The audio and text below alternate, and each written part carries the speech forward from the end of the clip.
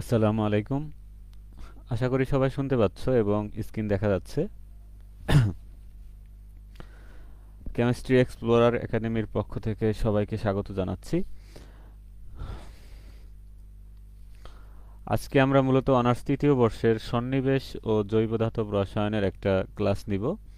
এটা হলো অধ্যায় 6-এর এবং এখানে আজকে বেশ কিছু গুরুত্বপূর্ণ টপিকস নিয়ে আলোচনা করব এবং শুরুতেই আমি তোমাদেরকে জানাবো যে কোন কোন টপিকস নিয়ে আলোচনা করব এবং এগুলো দেখবা যে বিগত অনেক সালে পরীক্ষায় আসছে। যেমন তার ভিতরে একটা হলো উইলকিনসন প্রভাবক বা অনুঘটক। আমরা এই যে প্রভাবকটা আছে এটা সম্পর্কে আজকে বিস্তারিত জানবো এবং টিকে হিসেবে আসলে আমরা কিভাবে অ্যান্সার করব এবং যদি আলাদাভাবে প্রশ্ন আকারে আসে সেক্ষেত্রে আমরা কিভাবে অ্যান্সার করব, এই জিনিসগুলো সম্পর্কে আজকে আমরা জানবো। আচ্ছা, যারা যেখান থেকে দেখতেছো, যে গ্রুপ থেকে যে পেজ থেকে, তোমরা ক্লাসটা শেয়ার করে দিতে পারো। তোমাদের পরিচিত যারা আছে, ফ্রেন্ড সার্কেল আছে, অথবা তোমাদের ডিপার্টমেন্টের যে গ্রুপ আছে, তোমরা চাইলে শেয়ার করে দিতে পারো। আশা করি সবাই উপকৃত হবে। আচ্ছা, ঠিক আছে, তাহলে আমি তোমাদের জন্য একটা আলাদাভাবে এখানে আহ, সব তথ্য অ্যানালাইসিস করে একটা সুন্দর একটা পিডিএফ বানিয়েছি, যেখানে তোমরা খুব সহজভাবে জিনিসগুলো, জাস্ট ক্লাসটা একবার মনোযোগ সহকারে দেখলেই এই জিনিসগুলো তোমরা খুব সহজভাবে তোমরা আয়ত্তে নিয়ে আসতে পারবে। এবং আমাদের সব ক্লাসগুলোই এরকম, আমরা মূলত বেসিক থেকে স্টুডেন্টদেরকে শেখানো ট্রাই করতেছি। কোনো শর্টকাট বা কিছুর উপরে যাতে তাদেরকে নির্ভরশীল না হতে হয়, তাহলে এখানে পুরো ডিটেলস আমরা জানবো। তারপর এটা কিভাবে হাইড্রোজেনেশন প্রক্রিয়াটা ঘটায়, উইলকিনসন প্রভাবকটা, এই প্রসেসটা আমরা দেখব। আচ্ছা, তার পরবর্তীতে আমরা আরও একটা প্রভাবক নিয়ে আলোচনা করব। সেটা হলো জিগলার নাটা প্রভাবক। খুবই ইম্পর্ট্যান্ট, এটাও তোমাদের পরীক্ষার জন্য। এটা পরীক্ষায় টিকে হিসেবে আসতে পারে এবং তোমার আলাদাভাবে প্রশ্ন আকারেও আসে যে জিগলার নাটা প্রভাবক বলতে কি বুঝো এবং উদাহরণ সহ ব্যাখ্যা করো, এভাবে পরীক্ষা আসতে পারে এবং চাইলে এটা টিকে হিসেবে আসতে পারে। এবং এই প্রভাবকটা সম্পর্কেও আজকে আমরা বিস্তারিত জানবো। এবং এটা অনার্স চতুর্থ বর্ষেও তোমাদের এটা আছে এবং এটা চতুর্থ বর্ষে পলিমার যে রসায়ন আছে সেখানে এটা পেয়ে যাবা এবং সেখানে আরো বিস্তারিত এটা সম্পর্কে ডিটেলস আছে। যে সন্নিবেশের জন্য আমরা জাস্ট প্রভাবকটা সম্পর্কে জানবো এবং এর যে বেসিক মেকানিজম, সেই মেকানিজমটা সম্পর্কে আমরা আজকে ধারণা নিব।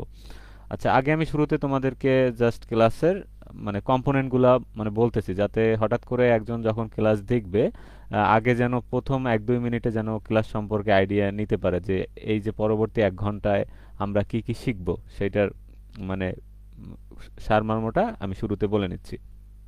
আচ্ছা, ঠিক আছে। তার পরবর্তীতে আমরা এখানে আরো একটা গুরুত্বপূর্ণ বিক্রিয়া নিয়ে আলোচনা করব। সেটা হলো ফিশার ট্রোপ সংশ্লেষণ। খুবই ইম্পর্টেন্ট বিক্রিয়া এবং তোমাদের এইবার পরীক্ষা আসার মতো বিক্রিয়া। এবং আজকে যে তিনটে নিয়ে আলোচনা করব সেটা মূলত এবার যারা তোমরা পরীক্ষা দিবে অনার্স তৃতীয় বর্ষে, তোমাদের জন্য খুবই খুবই ইম্পর্টেন্ট। ঠিক আছে? আচ্ছা,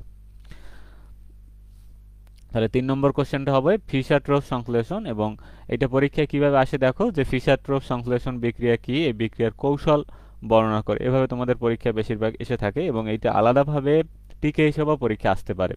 তাহলে দুইভাবেই আমাদেরকে প্রিপারেশন নিয়ে রাখতে হবে, যাতে যেভাবেই আসুক অ্যান্সার করা। তাহলে আমি তোমাদের এগুলো বিস্তারিত বলবো যে টিকে আসলে আমরা কতটুকু লিখবো, কোশ্চেন আসলে আমরা কতটুকু লিখবো, এগুলো আমি বিস্তারিত ক্লাসের মাঝে আলোচনা করব। ঠিক আছে?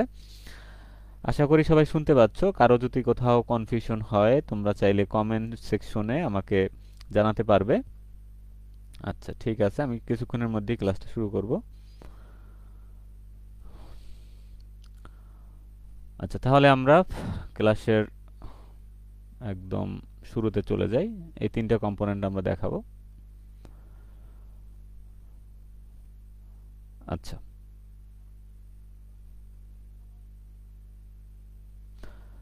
ঠিক আছে, তাহলে প্রথমে আমরা উইলকিনসন প্রভাবক বা অনুঘটক এই কোশ্চেনটা দিয়ে শুরু করব। আচ্ছা, সন্নিবেশের মূলত জৈব ধাতব রসায়ন, এটা সিলেবাসটা বলা যায় একটু অনেক বড় সিলেবাস অন্যান্য সাবজেক্টগুলোর তুলনায় এবং অনেকগুলা টপিকস প্রশ্ন এখানে আছে এবং এটার প্রস্তুতি নিতে হবে আমাদের।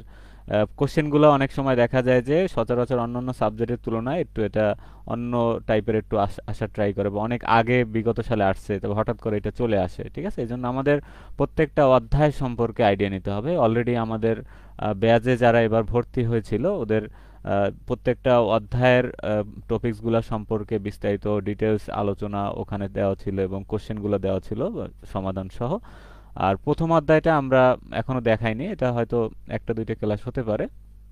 প্রথম অধ্যায়টার জন্য ওটা বেসিক, যেহেতু ইন্টারের বেসিক, ওখানে কিছু কিছু কোশ্চেন আছে, বাকিগুলো তোমরা একবার পড়লে আশা করি পেরে যাবে। আর বাকিগুলা আমি আশা করি তোমরা সবাই ক্লাসগুলো দেখে নোট করে ফেলেছো। আচ্ছা, তাহলে আজকের ক্লাসটা হলে আমরা 6 অধ্যায়ে যেগুলো বাকি ছিল ওগুলো তো হয়েই গেছে, আর যেগুলো বাকি ছিল আজকের ক্লাসটা হলে বাকিটা কমপ্লিট হয়ে যাবে। আচ্ছা, ঠিক আছে। তাহলে উইলকিনসন প্রভাবক বা অনুঘটক, তাহলে আমরা এখানে একটা সংকেত দেখতে পাচ্ছি, গাঠনিক সংকেত। তাহলে এটাই মূলত এই যে উইলকিনসন প্রভাবক বা অনুঘটক আমরা বাংলায় বলতে পারি। এবং এটা যদি আমরা ত্রিমাত্রিক চিত্রে এটাকে মানে ভিজুয়ালাইজ করতে চাই, তাহলে জিনিসটা আসলে কিছুটা এরকম দেখা যাবে। ঠিক আছে, এখন এখানে কি কি থাকে, কি কি কম্পোনেন্ট থাকে, কি কি যৌগ থাকে, সেগুলো সম্পর্কে আমরা একটু আগে জেনে আসি। ঠিক আছে, তাহলে পরিচিতি এবং রাসায়নিক প্রকৃতি। তাহলে প্রথমে আমরা এটার পরিচিতিটা, এটা আসলে কি, এটা কি কি দিয়ে তৈরি হয়, কি কি কম্পোনেন্ট এর ভিতর উপস্থিত থাকে, সেই জিনিসগুলো সম্পর্কে আজকে একটু আমরা জানবো। আচ্ছা, হ্যাঁ, তোমরা অনেকেই ক্লাসে যুক্ত হয়েছে বিভিন্ন গ্রুপ থেকে, পেজ থেকে। আচ্ছা, ঠিক আছে, তাহলে তোমরা একটু চেষ্টা করবে ক্লাসটা শেয়ার করে দেওয়ার জন্য, যেহেতু আমাদের একাডেমি খুবই নতুন, আমরা খুব অল্প সময় হয়েছে তোমাদেরকে সেবা দিয়ে আসতেছি, এবং আলহামদুলিল্লাহ ভালো রেসপন্স আমরা পাচ্ছি স্টুডেন্টদের থেকে, তাদের রেজাল্ট তুলনামূলকভাবে ভালো হচ্ছে, আগের থেকে সাড়া পাচ্ছি। স্টুডেন্ট গার্ডিয়ানরা অনেকে ফোন দেয়, মেসেজ দেয়। ঠিক আছে, তাহলে আশা করি তোমরা ইউটিউব থেকে ক্লাসগুলো দেখলে আমাদের একাডেমি সম্পর্কে বিস্তারিত ধারণা পেয়ে যাবে। ঠিক আছে, আচ্ছা, তাহলে দেখি, উইলকিনসন অনুঘটক একটি সুপরিচিত জটিল যৌগ। এর সাধারণ নাম হলো ক্লোরিডোট্রিস, ক্লোরিডোট্রিস ট্রাইফিনাইল ফসফিন রোডিয়াম। ঠিক আছে, তাহলে এটা হলো এর যে নামকরণ করার পরে যে নামটা হয়েছে, সেটা নামকরণ আমরা একদম অধ্যায় 2 এর শুরুতে আমরা বিস্তারিত নিয়ম সহ দেখেছিলাম। আচ্ছা, তাহলে আজকে আর ওগুলো নিয়ে আলোচনা করব না। তাহলে এটার নাম হলো ক্লোরিডোট্রিস, অনেক বইতে আবার লেখা থাকতে পারে ক্লোরোট্রিস। ঠিক আছে, তা দুইটাই সঠিক, এইটা বেশি accurate. Chloridotris triphenyl phosphine rhodium. এই যে দেখো, এখানে একটা ক্লোরিন আছে, তারপর এই যে ক্লোরিডোট্রিস, তারপর ট্রাইফিনাইল ফসফিন। ঠিক আছে, এখানে দেখো ট্রাইফিনাইল ফসফিন আছে কয়টা, 3টা। ঠিক আছে, এই যে একটা, এইটা, তাহলে ট্রাইফিনাইল ফসফিন, এটা এই যৌগটার নাম হলো ট্রাইফিনাইল ফসফিন, 3টা আছে ট্রিস। আর এখানে মাঝখানে ধাতুটা আছে, সেটার নাম হলো রোডিয়াম। আর এই অবস্থায় তার জারণ মান 1, এই জন্য এখানে 1 লেখা হয়। আচ্ছা, তাহলে এর রাসায়নিক সংকেত হলো এই যে RHCl PPH3 আউট অফ 3। ঠিক আছে, এটা হলো কি, এটার নাম হলো কি ট্রাইফিনাইল ফসফিন। ঠিক আছে, তাহলে এই যৌগটা সম্পর্কে আগে একটু আমরা জেনে আসি, এটাও অ্যাড করা আছে একটু পরেই। আচ্ছা, তাহলে ট্রাইফিনাইল ফসফিন মানে কি, দেখো ট্রাইফিনাইল ফসফিন মানে এখানে 3টে ফিনাইল গ্রুপ আছে, 3টে ফিনাইল গ্রুপ আছে এবং সাথে একটা ফসফরাস আছে, এই 3টা মিলে নাম হয়েছে ট্রাইফিনাইল ফসফিন। তাহলে এই যে দেখো, একটা ফিনাইল, একটা ফিনাইল, একটা ফিনাইল, এটাকে আমরা যদি গাঠনিক সংকেত আকারে মানে সংকেত আকারে লিখি, তখন হবে C6H5। ঠিক আছে, C6H5 আউট অফ 3, এভাবে আমরা চাইলে লিখতে পারি। তাহলে এই ফিনাইলটাকেই সংক্ষেপে, এত কিছু না লিখে সংক্ষেপে আমাদের হিসাব মানে, আচ্ছা দেখি লাইভ চলতেছে। হ্যাঁ, এটাকে সহজ করার জন্য জাস্ট এখানে আমরা পিএইচ দ্বারা প্রকাশ করতে পারি ফিনাইলটাকে। ঠিক আছে, তাহলে PH3P।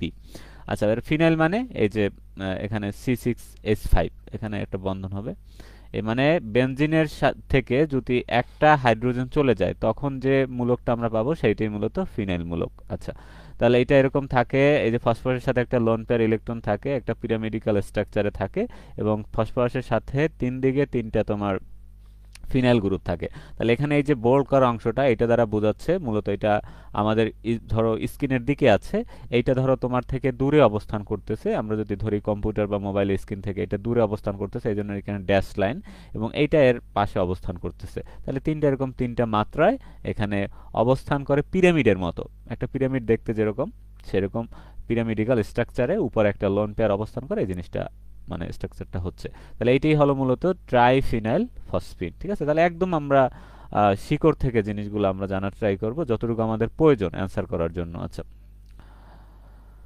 তাহলে এরা দেখতে লালচে বাদামি রঙের কঠিন পদার্থ। এই যে আমি এখানে একটা স্লাইড অ্যাড করেছি, দেখো এই যে এইটাই হলো মূলত তোমার উইলকিনসন প্রভাবক, দেখতে এরকম লালচে বাদামি রঙের একটা কঠিন পদার্থ। এটি বেনজিনের মতো জৈব দ্রাবকে দ্রবীভূত হতে পারে এবং THF বা ক্লোরিনযুক্ত দ্রাবকে এর দ্রাব্যতা আরো বেশি। এখন অনেকের কোশ্চেন হবে ভাই টিএইচএফটা আসলে কি বা এটার ফুল মিনিংটা কি, এটা অনেকেরই জানা থাকে না বা সংকেতটা আমরা যদি দেখতে চাই তাহলে এরা বেনজিনের মতো জৈব দ্রাবকে দ্রবীভূত হতে পারে এবং টিএইচএফ বা ক্লোরিনযুক্ত দ্রাবকেও এর দ্রাব্যতা আরো বেশি হয়। এখন টিএইচএফ জিনিসটা কি আমরা একটু আগে দেখে আসি স্লাইডটা। আচ্ছা, তাহলে এটার নাম হলো, দেখো আমরা ফিউরন তো সবাই চিনি, ফিউরন আমরা সেকেন্ড ইয়ারে জৈব রসায়নে পড়ে আসছি, ফিউরনের রসায়ন ছিল।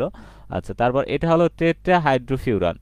এটার সাথে একটু পার্থক্য আছে, সংকেতে আমরা দেখতে পাচ্ছি এখানে ডাবল বন্ড ছিল কিন্তু এখানে কোনো ডাবল বন্ড নেই। তাহলে এটার নাম হলো টেট্রা হাইড্রোফিউরান, যার সংকেতটা এরকম।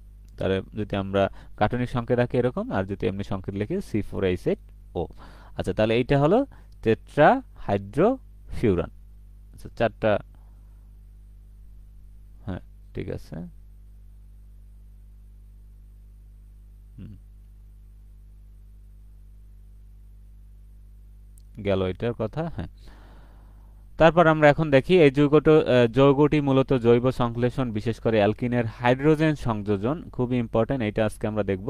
অ্যালকিনের হাইড্রোজেন সংযোজনে এইটা তোমার ব্যবহার করা হয়, এই প্রভাবকটা ব্যবহার করা হয় এবং এটা বিক্রিয়াকে ত্বরান্বিত করতে, বিক্রিয়ার গতিটাকে বাড়াতে এটা হেল্প করে, ঠিক আছে। আচ্ছা, তাহলে আমরা ধীরে ধীরে আগাচ্ছি, সামনের দিকে যাচ্ছি। আচ্ছা, তারপর দেখো এখানে সংশ্লেষণ, এখানে আমরা প্রস্তুতি হিসেবেও জিনিসটা যদি আলাদাভাবে আসে যে উইলকিনসন প্রভাবকের প্রস্তুতি লিখো, ঠিক আছে, অথবা সংশ্লেষণ লিখো, তখন আমরা এই পার্টটুকু এখান থেকে অ্যাড করব। তাহলে কোনো কম্পোনেন্ট এখানে আমরা যদি আলাদাভাবে কোশ্চেন আকারে যদি আসে তাও আমরা এই জিনিসগুলো অ্যাড করলে এখান থেকে হয়ে যাবে। আর টিকে হিসেবে আসলে আমি কি হবে সেটা আমি একটু পরে আমরা বলবো এই ক্লাসটা শেষ করে, এই টপিকসটা শেষ করে। তাহলে দেখো এই অনুঘটক প্রস্তুত করতে রোডিয়াম ক্লোরাইড হাইড্রেটের সাথে অতিরিক্ত ট্রাইফিনাইল ফসফেট মিশিয়ে ফুটন্ত ইথানলের সাথে উত্তপ্ত করা হয়। এখন যদি তুমি প্রভাবকটা বানাতে চাও বা প্রস্তুত করতে চাও তখন তোমাকে কি করতে হবে, রোডিয়াম ক্লোরাইড হাইড্রেট, তাহলে এটা হলো রোডিয়াম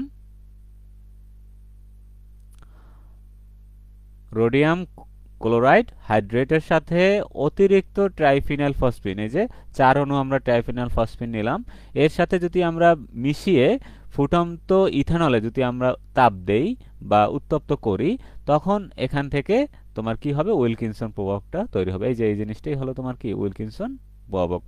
তাহলে এখানে ট্রাইফিনাইল ফসফিনের আসলে কি কি কাজ করে, এখানে 4 অণু আমরা ট্রাইফিনাইল ফসফিন নিলাম, তার ভিতরে দেখো লিগ্যান্ড হিসেবে সে যুক্ত হবে এবং বিজারক হিসাবে তোমার তোমার রোডিয়াম 3 থেকে একে তোমার রোডিয়াম 1-এ কনভার্ট করে ফেলবে, ঠিক আছে। তাহলে ট্রাইফিনাইল ফসফিনের কাজটা কি, এই লিগ্যান্ড হিসেবে যুক্ত হবে এখানে এসে এবং সে বিজারক হিসাবে কাজ করবে, বিজারক হিসেবে কাজ করে তোমার রোডিয়ামের জারণ মানটাকে 3 থেকে 1-এ কনভার্ট করে ফেলবে, ঠিক আছে।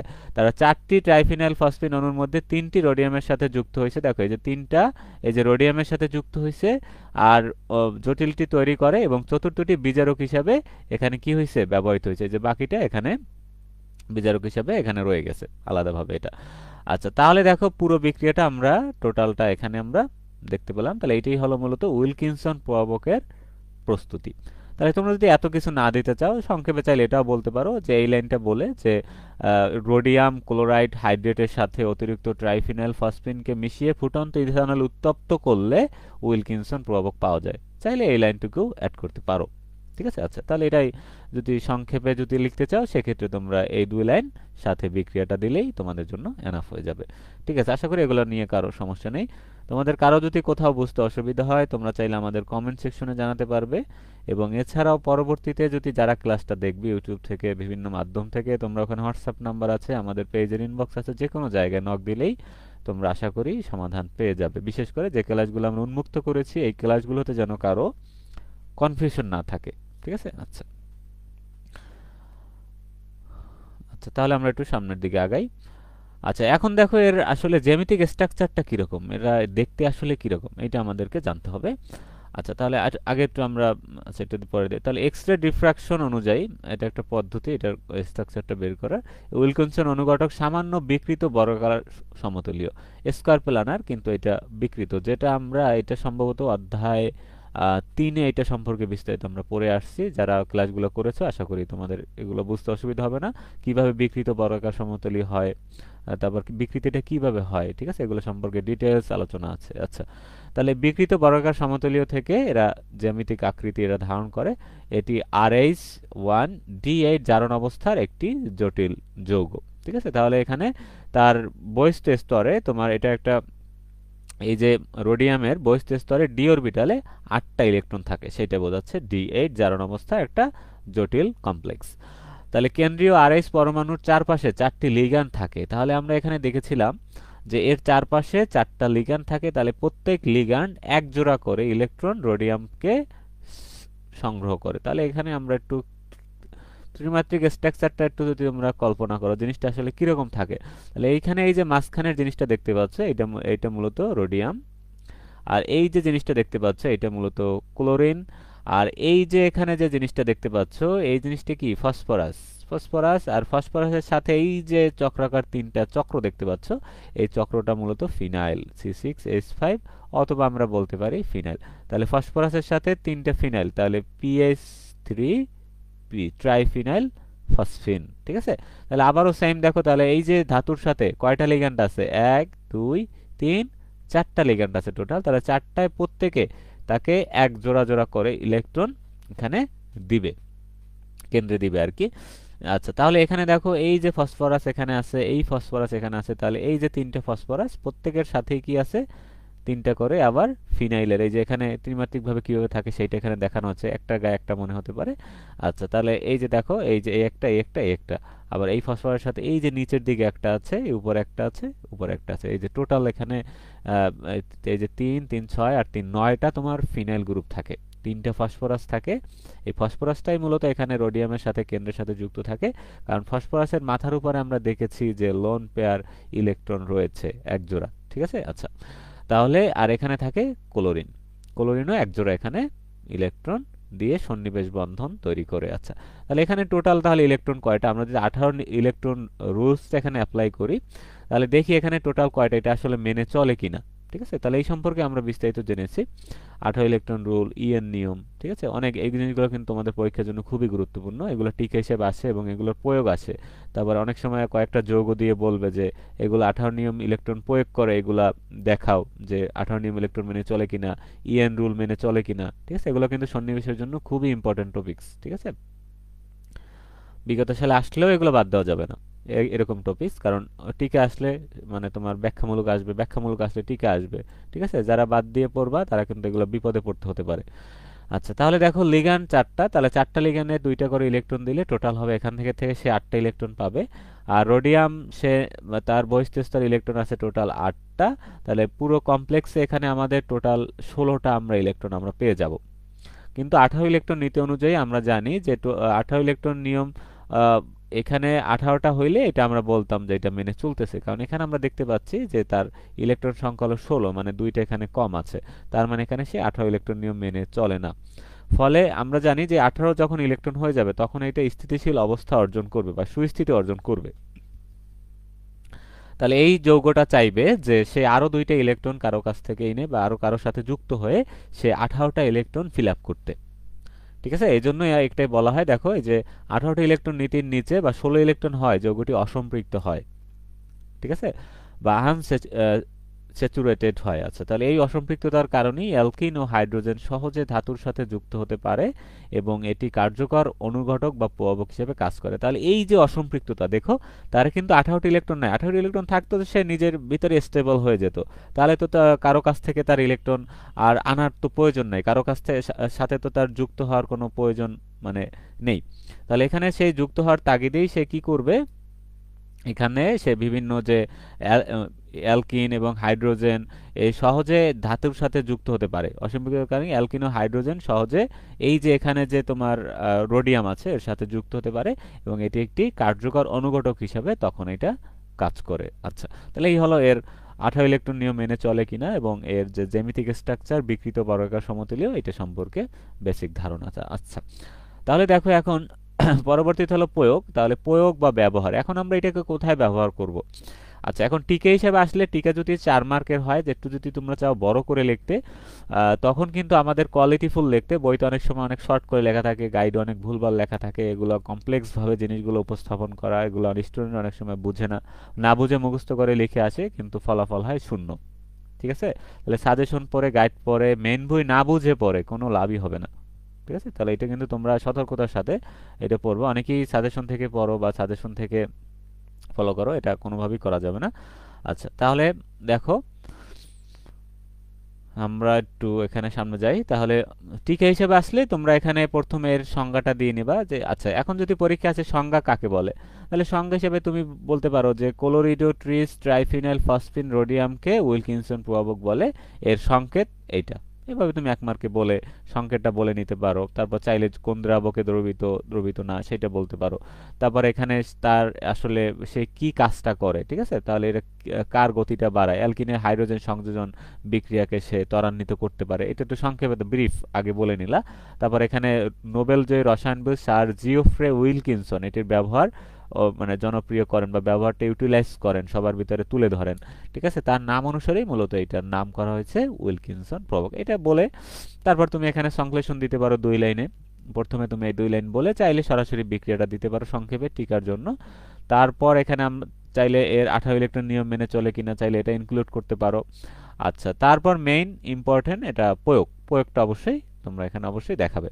টিকা হিসেবে আসলে চেষ্টা করবে যে জিনিসটা সম্পর্কে টিকা আসছে তার সামগ্রিক কিছু তুলে ধরার জন্য। সংজ্ঞা, যদি প্রস্তুতি পারো প্রস্তুতি দিবে, ব্যবহার পারলে ব্যবহার দিবে অবশ্যই। ঠিক আছে? এই জিনিসগুলো তুলে ধরলে তোমার এটা আরো কোয়ালিটিফুল হবে এবং স্যার তোমার এখানে কোনো মার্ক কাটতে পারবে না আশা করি।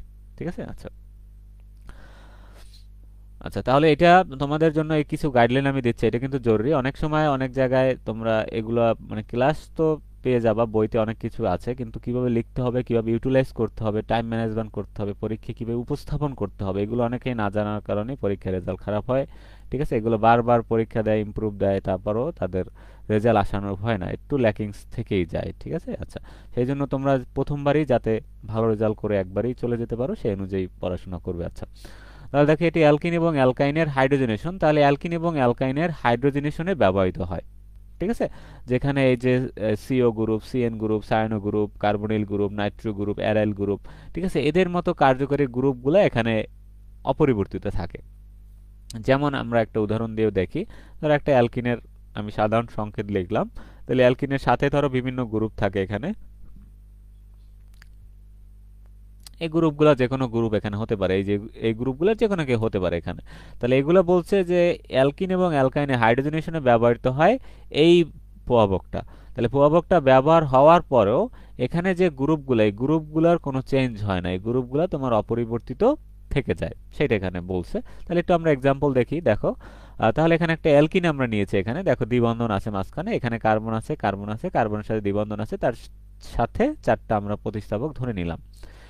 এটাকে উইলকিনসন প্রভাবক এবং হাইড্রোজেনের সহযোগে বিক্রিয়া করালাম, বেনজিন এবং ইথানলের দ্রাবক হিসাবে আমরা ব্যবহার করলাম এবং একে স্বাভাবিক টেম্পারেচারে আমরা কি করলাম, রুম টেম্পারেচারে আমরা এটাকে তোমার বিক্রিয়াটা ঘটালাম। ঘটানোর পরে দেখো এখানে কি হয়েছে, হাইড্রোজেন দুইটা এর সাথে সংযুক্ত হয়ে গেছে এবং এখান থেকে দ্বিবন্ধনটা ভেঙে গেছে। ঠিক আছে? তাহলে দেখো এখানে এই কার্বনের সাথে আগের যে গ্রুপ দুইটা ছিল আর1 আর3, সেটা কিন্তু এখানে আগের অবস্থায় অক্ষত রয়ে গেছে, শুধু এখানে মাঝখান থেকে দুইটা হাইড্রোজেন দুইটা কার্বনের সাথে এখানে এসে যুক্ত হয়ে গিয়েছে। ঠিক আছে? এই হলো মূলত এর প্রয়োগ। ঠিক আছে? প্রসেস। আচ্ছা, তাহলে এখন দেখি আমরা জিনিসটা কিভাবে কাজ করে। আচ্ছা, এই যে ব্যাখ্যাগুলো, এখানে ব্যাখ্যাগুলো তোমাদেরকে বোঝার সুবিধার্থে ধাপগুলোর ব্যাখ্যা অনেকেই বোঝে না, তাহলে ধাপগুলোর ব্যাখ্যা এখানে দিয়েছি। এখন পরীক্ষায় চাইলে তোমরা এগুলো স্কিপ করতে পারো, অথবা কেউ চাইলে এখানে পুরো এই যে সাইকেলটা দেওয়ার পরে তুমি চাইলে সংক্ষেপে নিচে কিছু মানে সংক্ষেপে 3-4 লাইনে তুমি চাইলে কিছু বর্ণনা লিখে দিতে পারো। সময় থাকলে দিবা, সময় না থাকলে এগুলা বর্ণনা লেখার দরকার নেই। প্রয়োগ লিখে তুমি এই পর্যন্ত আগে লিখবা, এই পর্যন্ত লেখার পরে যে উইলকিনসন প্রভাবক ব্যবহার করে হাইড্রোজেনেশনের কৌশল, তাহলে এই টপিকসটার নাম হবে উইলকিনসন প্রভাবক ব্যবহার করে হাইড্রোজেনেশন বা হাইড্রোজেনেশন কৌশল। ঠিক আছে? তাহলে এটা কয়েকটা ধাপে ঘটে, এটা এখানে খুব সহজভাবে এটা সংক্ষেপে এখানে সাজাইছি তোমাদের জন্য। এটা 5টা ধাপে আমরা এখানে দেখব যে কিভাবে চেঞ্জটা হয়, কি এখানে কি ঘটে এই ধাপটায়, এবং এই ধাপটায় মূল তাদের ভিতরে অনুঘটকটার ভিতরে আসলে কি পরিবর্তন হয়, এবং শেষে একটা এখানে ফ্লোচার্ট দেওয়া আছে। ফ্লোচার্ট মানে এই একদম শুরু থেকে শেষ পর্যন্ত তাদের মানে কি কি হয় সেটা সংক্ষেপে মনে রাখার জন্য। ঠিক আছে। আচ্ছা, তাহলে এটা তোমরা কয়েকবার পড়লে, তোমরা যদি চিত্রটা একবার দেখো বা সাইকেলটা একবার দেখো, তাহলে খুব ইজিলি এই জিনিসগুলা সলভ করতে পারবে। আশা করি তেমন সমস্যা হবে না। ঠিক আছে, তাহলে দেখো প্রথম ধাপে কি হয়। প্রথম ধাপে সক্রিয়করণ বা এখানে অ্যাক্টিভ হয়। যে প্রভাবকটা তুমি নিবা এটা কি হবে, প্রথম ধাপে অ্যাক্টিভ হবে। আচ্ছা আচ্ছা, তাহলে তোমরা যে যেখান থেকে লাইভে যুক্ত আছো, তোমরা ক্লাসটা শেয়ার করে দিতে পারো তোমাদের কাছে যদি ক্লাসটা ভালো লেগে থাকে।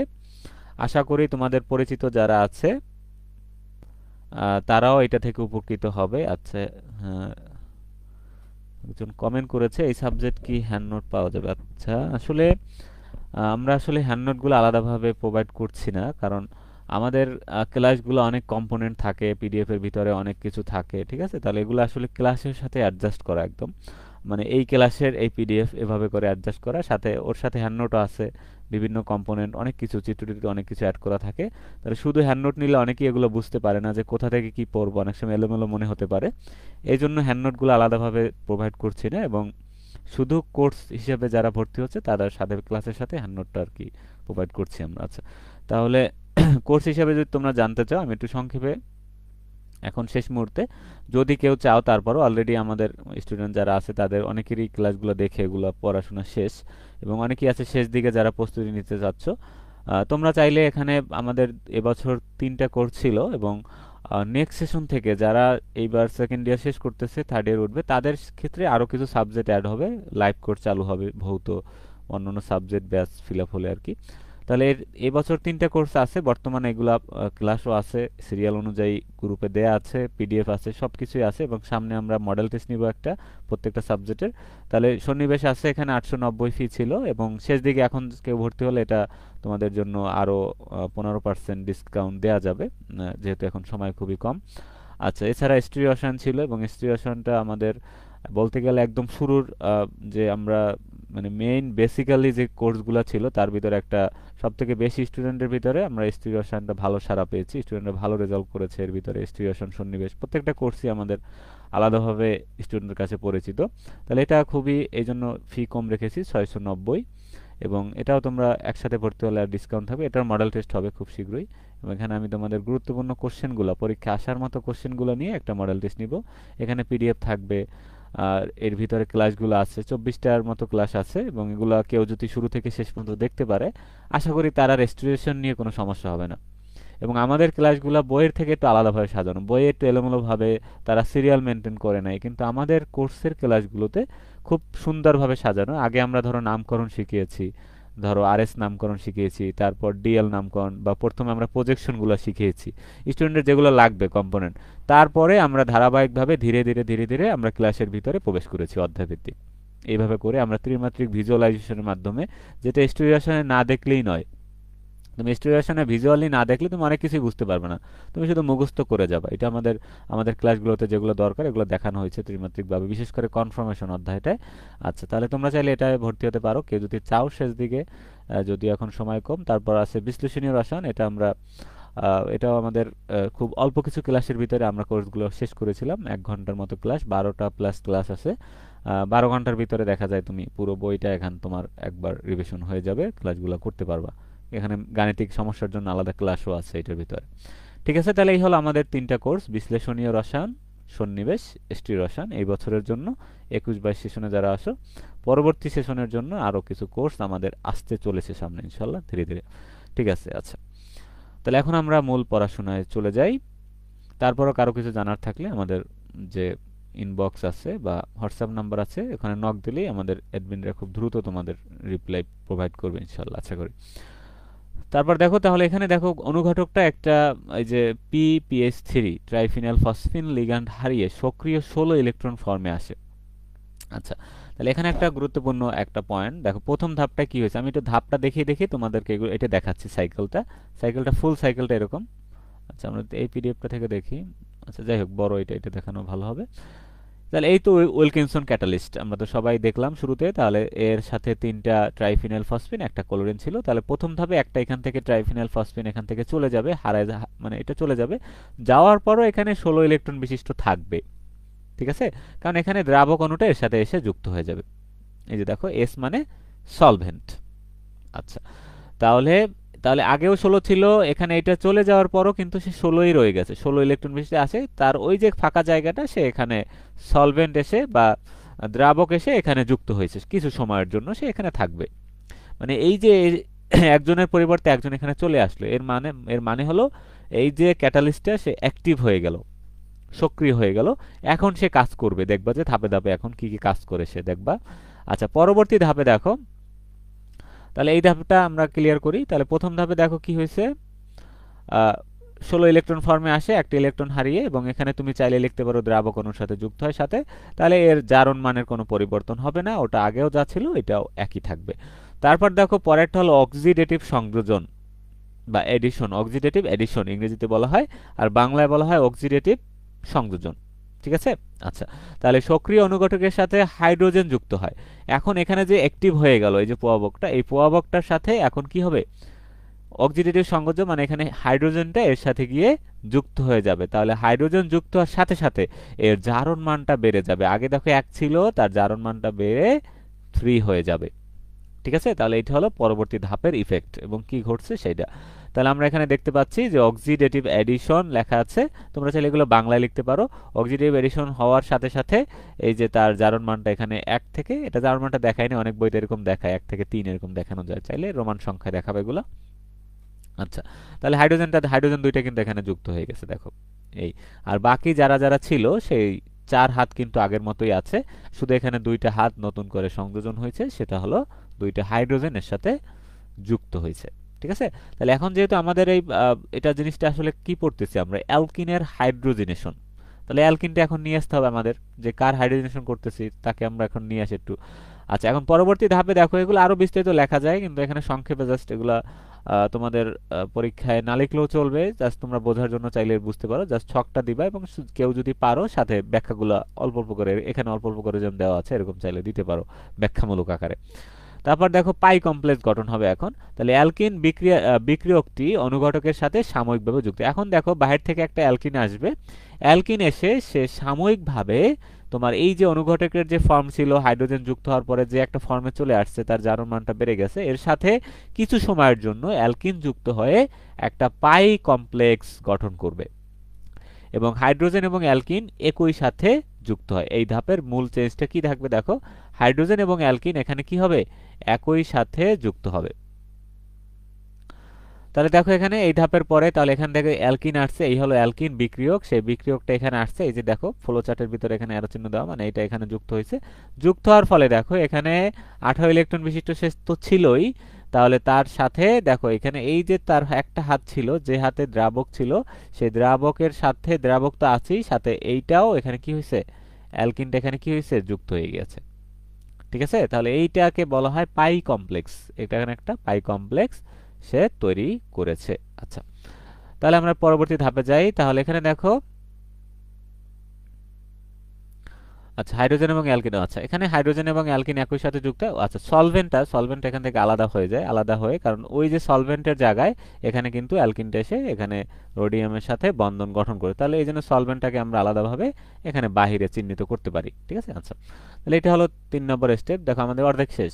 তারপর দেখো মাইগ্রেটরি, বুঝতে পারলে এগুলো খুবই সহজ। ঠিক আছে, কেমিস্ট্রি হলো বোঝার জিনিস, এখানে মুখস্থ করার বা একদম মুখস্থ করেই যেতে হবে এমন কিছু না, জাস্ট তুমি জিনিসগুলো বুঝবা, জাস্ট খাতায় অ্যাপ্লাই করে আসবা, বিক্রিয়াগুলো বারবার প্র্যাকটিস করবা। ঠিক আছে, খুবই সহজ, জাস্ট একটু আমাদের মন লাগিয়ে পড়তে হবে। সবাই শুধু শর্ট সাজেশন, শর্টকাট, পরীক্ষার আগের রাতে 10টা কোশ্চেন 5টা কোশ্চেন পরে, এগুলা পরে নিজের বিপদ নিজেই ডেকে আনতেছো তোমরা। ঠিক আছে, তবে রেজাল্ট খারাপ হচ্ছে, দিন শেষে গিয়ে সিজিপিএ খারাপ হয়ে যাবে। ঠিক আছে, যাদের টার্গেট অ্যাটলিস্ট একটা ভালো সিজিপিএ নিয়ে বের হয়ে যাওয়ার জন্য, তারা অ্যাটলিস্ট একটু ভালোভাবে সিরিয়াসলি তোমরা অধ্যায়ভিত্তিক ভাবে চেষ্টা করবে একদম ইয়ারের শুরু থেকেই পড়ার জন্য। যাই হোক, থার্ড ইয়ার তো তোমাদের শেষ বলতে গেলে, ফোর্থ ইয়ার থেকে চেষ্টা করবে শুরু থেকে পড়ার জন্য। ঠিক আছে, এবার আমাদের যে নতুন ফোর্থ ইয়ার ব্যাচ, তারা একদম পরীক্ষা শেষ হওয়ার সাথে সাথে তাদের ভর্তিও শুরু হয়ে গেছে, ব্যাচ ফিল আপ হয়ে গেছে, এবং তাদের ক্লাসও চলতেছে লাইভ। এবার এরকম অ্যাক্টিভ থাকতে হবে সবার। ঠিক আছে। আচ্ছা, তারপর দেখি অ্যালকিনের সাথে যুক্ত আছে। তাহলে 4 নম্বরে দেখো মাইগ্রেটরি ইনসারশন।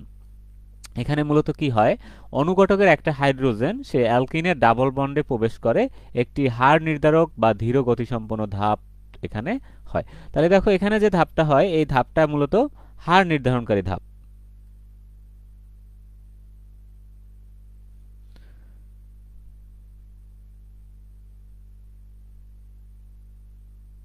আচ্ছা, হ্যাঁ, সবাই দেখতে পাচ্ছ আশা করি। হ্যাঁ, ঠিক আছে, সবকিছু ঠিক আছে। সাউন্ড ঠিক আছে মনে হচ্ছে।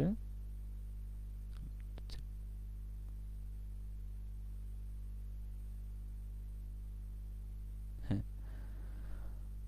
আচ্ছা, হ্যাঁ, 36 মিনিট হয়েছে, আমরা পরবর্তী কোশ্চেনে চলে যাবো। এটা একটু বড় কোশ্চেন, বাকিগুলা খুব সহজে বুঝতে পারবে। আচ্ছা, তাহলে দেখো এখন এখানে যে অনুঘটকের সাথে যে হাইড্রোজেনটা ছিল, সেই হাইড্রোজেনটা আমি ধাপের সাথে মিলিয়ে মিলিয়ে পড়াচ্ছি, কারণ তোমরা না হলে বুঝতে পারবে না, ধরতে পারবে। তাহলে 1 টু ইনসারশন। তাহলে এখান থেকে একটা হাইড্রোজেন, দেখো এখান থেকে একটা হাইড্রোজেন সে কি করছে, সে এখানে অ্যালকিনের সাথে গিয়ে যুক্ত হয়েছে। অ্যালকিনের এখানে সাধারণ সংকেতটা কি আছে, আমরা যদি ধরি এখানে এরকম করে জিনিসটা আছে, আর এখানে হাইড্রোজেন, এখানে হাইড্রোজেন, ধরো এরকম করে জিনিসটা আছে। তাহলে এখানে তার CH2 ডাবল বন্ড CH2 এরকম ছিল, তাই না? আচ্ছা, এখন এর সাথে যদি আরেকটা হাইড্রোজেন এখানে যুক্ত হয়, তাহলে তার সংকেতটা কি হবে? CH2 bond CH3। মানে এখানে CH2 এর জায়গায় আরেকটা হাইড্রোজেন আসবে, তাহলে এই হাইড্রোজেনটা আসার কারণে এখানে মূলত CH3 হয়েছে। বাকি যারা যারা ছিল দেখো তারা সব আগের মতোই আছে। দুইটা ট্রাইফিনাইল ফসফিন আছে এখানে, হাইড্রোজেন একটা আছে, কারণ আরেকটা তো এখানে এসে অ্যালকিনের সাথে যুক্ত হয়ে গেছে। ঠিক আছে, তারপর বাকি এটা আছে, ক্লোরিন আছে, সবকিছু আগের জায়গায় রয়েছে। ঠিক আছে, এখন কারো কাছে যদি এই জিনিসগুলো কঠিন মনে হয়, আমি আবার একটু বলতেছি, তোমাদের কাছে এই বন্ধন দেওয়াগুলো যদি কঠিন মনে হয়, যে এই যে ড্যাশ লাইন বা বোল্ড লাইন, এগুলো যদি কঠিন হয়, তোমরা জাস্ট সিম্পলি আঁকবা। এখানে রোডিয়াম লিখে জাস্ট এখানে ABCD আমি ধরলাম, এরকম জাস্ট বন্ধন দিয়ে দিবা। ঠিক আছে, জাস্ট সংক্ষেপে যেভাবে তুমি জাস্ট কমফোর্ট ফিল করো সেভাবে আঁকবা। কারো কাছে ওইটা সহজ মনে হয় এটা দিবা, এটা কোনো ব্যাপার না, এটা ভুল হবে না আর কি। আচ্ছা, পরবর্তী ধাপে কি হয়? পরবর্তী ধাপে এখানে আবারও এখানে দ্রাবক অণু এসে যুক্ত হয়। আচ্ছা, আমরা একটু দেখি এখানে ব্যাখ্যাটা দেখি। আচ্ছা, তারপর এই হলো শেষ ধাপ আমাদের প্রায়। আচ্ছা, তাহলে এই ধাপটা ধীর গতি সম্পন্ন হয়। যে আগের যে যে যে তোমার মাইগ্রেটরি যে ধাপ ছিল, যে হাইড্রোজেন শিফটের যে ধাপটা ছিল, এটা মূলত ধীর গতি সম্পন্ন একটা ধাপ, এবং আমরা জানি ধীর গতি সম্পন্ন ধাপটাই হলো বিক্রিয়ার হার নির্ধারণকারী ধাপ। ঠিক আছে, তাহলে এখানে ডাবল বন্ড সিঙ্গেল বন্ডের দিকে যাত্রা শুরু হয়, মানে দ্বিবন্ধনটা ভেঙে সবেমাত্র একক বন্ধন হওয়ার যাত্রা এখান থেকেই শুরু হয়। তারপর দেখো রিডাকটিভ এলিমিনেশন বা মানে অপসারণ আমরা বলতে পারি। আচ্ছা, এখানে দেখো জারণ অবস্থা কমে যায়, মানে এখানে বিজারণ হয় আর কি, এখানে 3 থেকে 1-এ চলে যায়। তাহলে গঠিত অ্যালকেন পণ্যটি অনুঘটক থেকে বিচ্ছিন্ন হয়ে বেরিয়ে যায়, এবং তার জারণ অবস্থা তখন আবার 3 থেকে 1-এ চলে আসে, এবং অনুঘটকটি আবার পুনরুজ্জীবিত হয়ে যায়। মানে সে এতক্ষণ একজনের ভিতরে মিশে ছিল, কিন্তু পরবর্তীতে আবার সে আগের ফর্মে আবার ফিরে আসবে, এভাবে করে আবারও সাইকেলটা চলতে থাকবে। ঠিক আছে, তাহলে এই যে দেখো এখন আমরা শেষ ধাপে আসি। তাহলে দেখো পরবর্তীতে ধাপে এখানে কি হয়েছে, বাকি যে এখানে দেখো এই যে পরবর্তী আইসোমারিজম হয়ে এখানে সলভেন্টটা আবারও যুক্ত হয়েছে। এই যে সলভেন্টটা যুক্ত হওয়ার পরে তার আগে হাত ছিল কয়টা দেখো, তাহলে এখানে 1 2 3 4 5, 1 2 3 4 5 6, আরো একটা ধাপ কিন্তু এক্সট্রা এখানে হাত যুক্ত হয়েছে, সলভেন্ট এখানে আসছে। সলভেন্টটা আসার পরে পরবর্তীতে এখানে কি হয়েছে, এখান থেকে অ্যালকেনটা এখান থেকে প্রোডাক্ট হিসেবে বেরোয়। তাহলে এখানে দেখো যুক্ত হয়েছিল অ্যালকিন, দ্বিবন্ধন যুক্ত হয়ে অ্যালকিন যুক্ত হয়েছিল, কিন্তু এখান থেকে প্রোডাক্ট হিসেবে বেরিয়ে গেছে অ্যালকেন। মানে দ্বিবন্ধনটা ভেঙে এখানে একক বন্ধনে কনভার্ট হয়েছে, এবং সাথে দুইটা হাইড্রোজেন যুক্ত হয়েছে। আর হাইড্রোজেন যুক্ত হওয়ার কারণেই এখানে মূলত দ্বিবন্ধনটা ভেঙে গিয়েছে।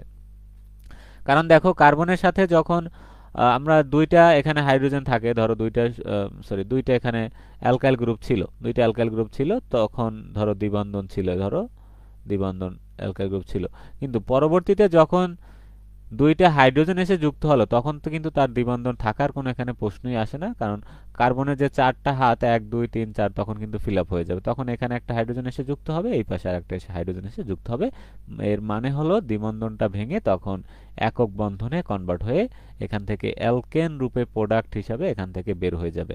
আর যখনই এখান থেকে অ্যালকেনটা বের হবে, অ্যালকেনটা কিভাবে বের হবে দেখো, অ্যালকেনটা এই যে পুরো যে CH2 CH3 আর যে হাইড্রোজেন, এরা মিলে কি হয়ে যাবে, CH3 সিঙ্গেল বন্ড CH3।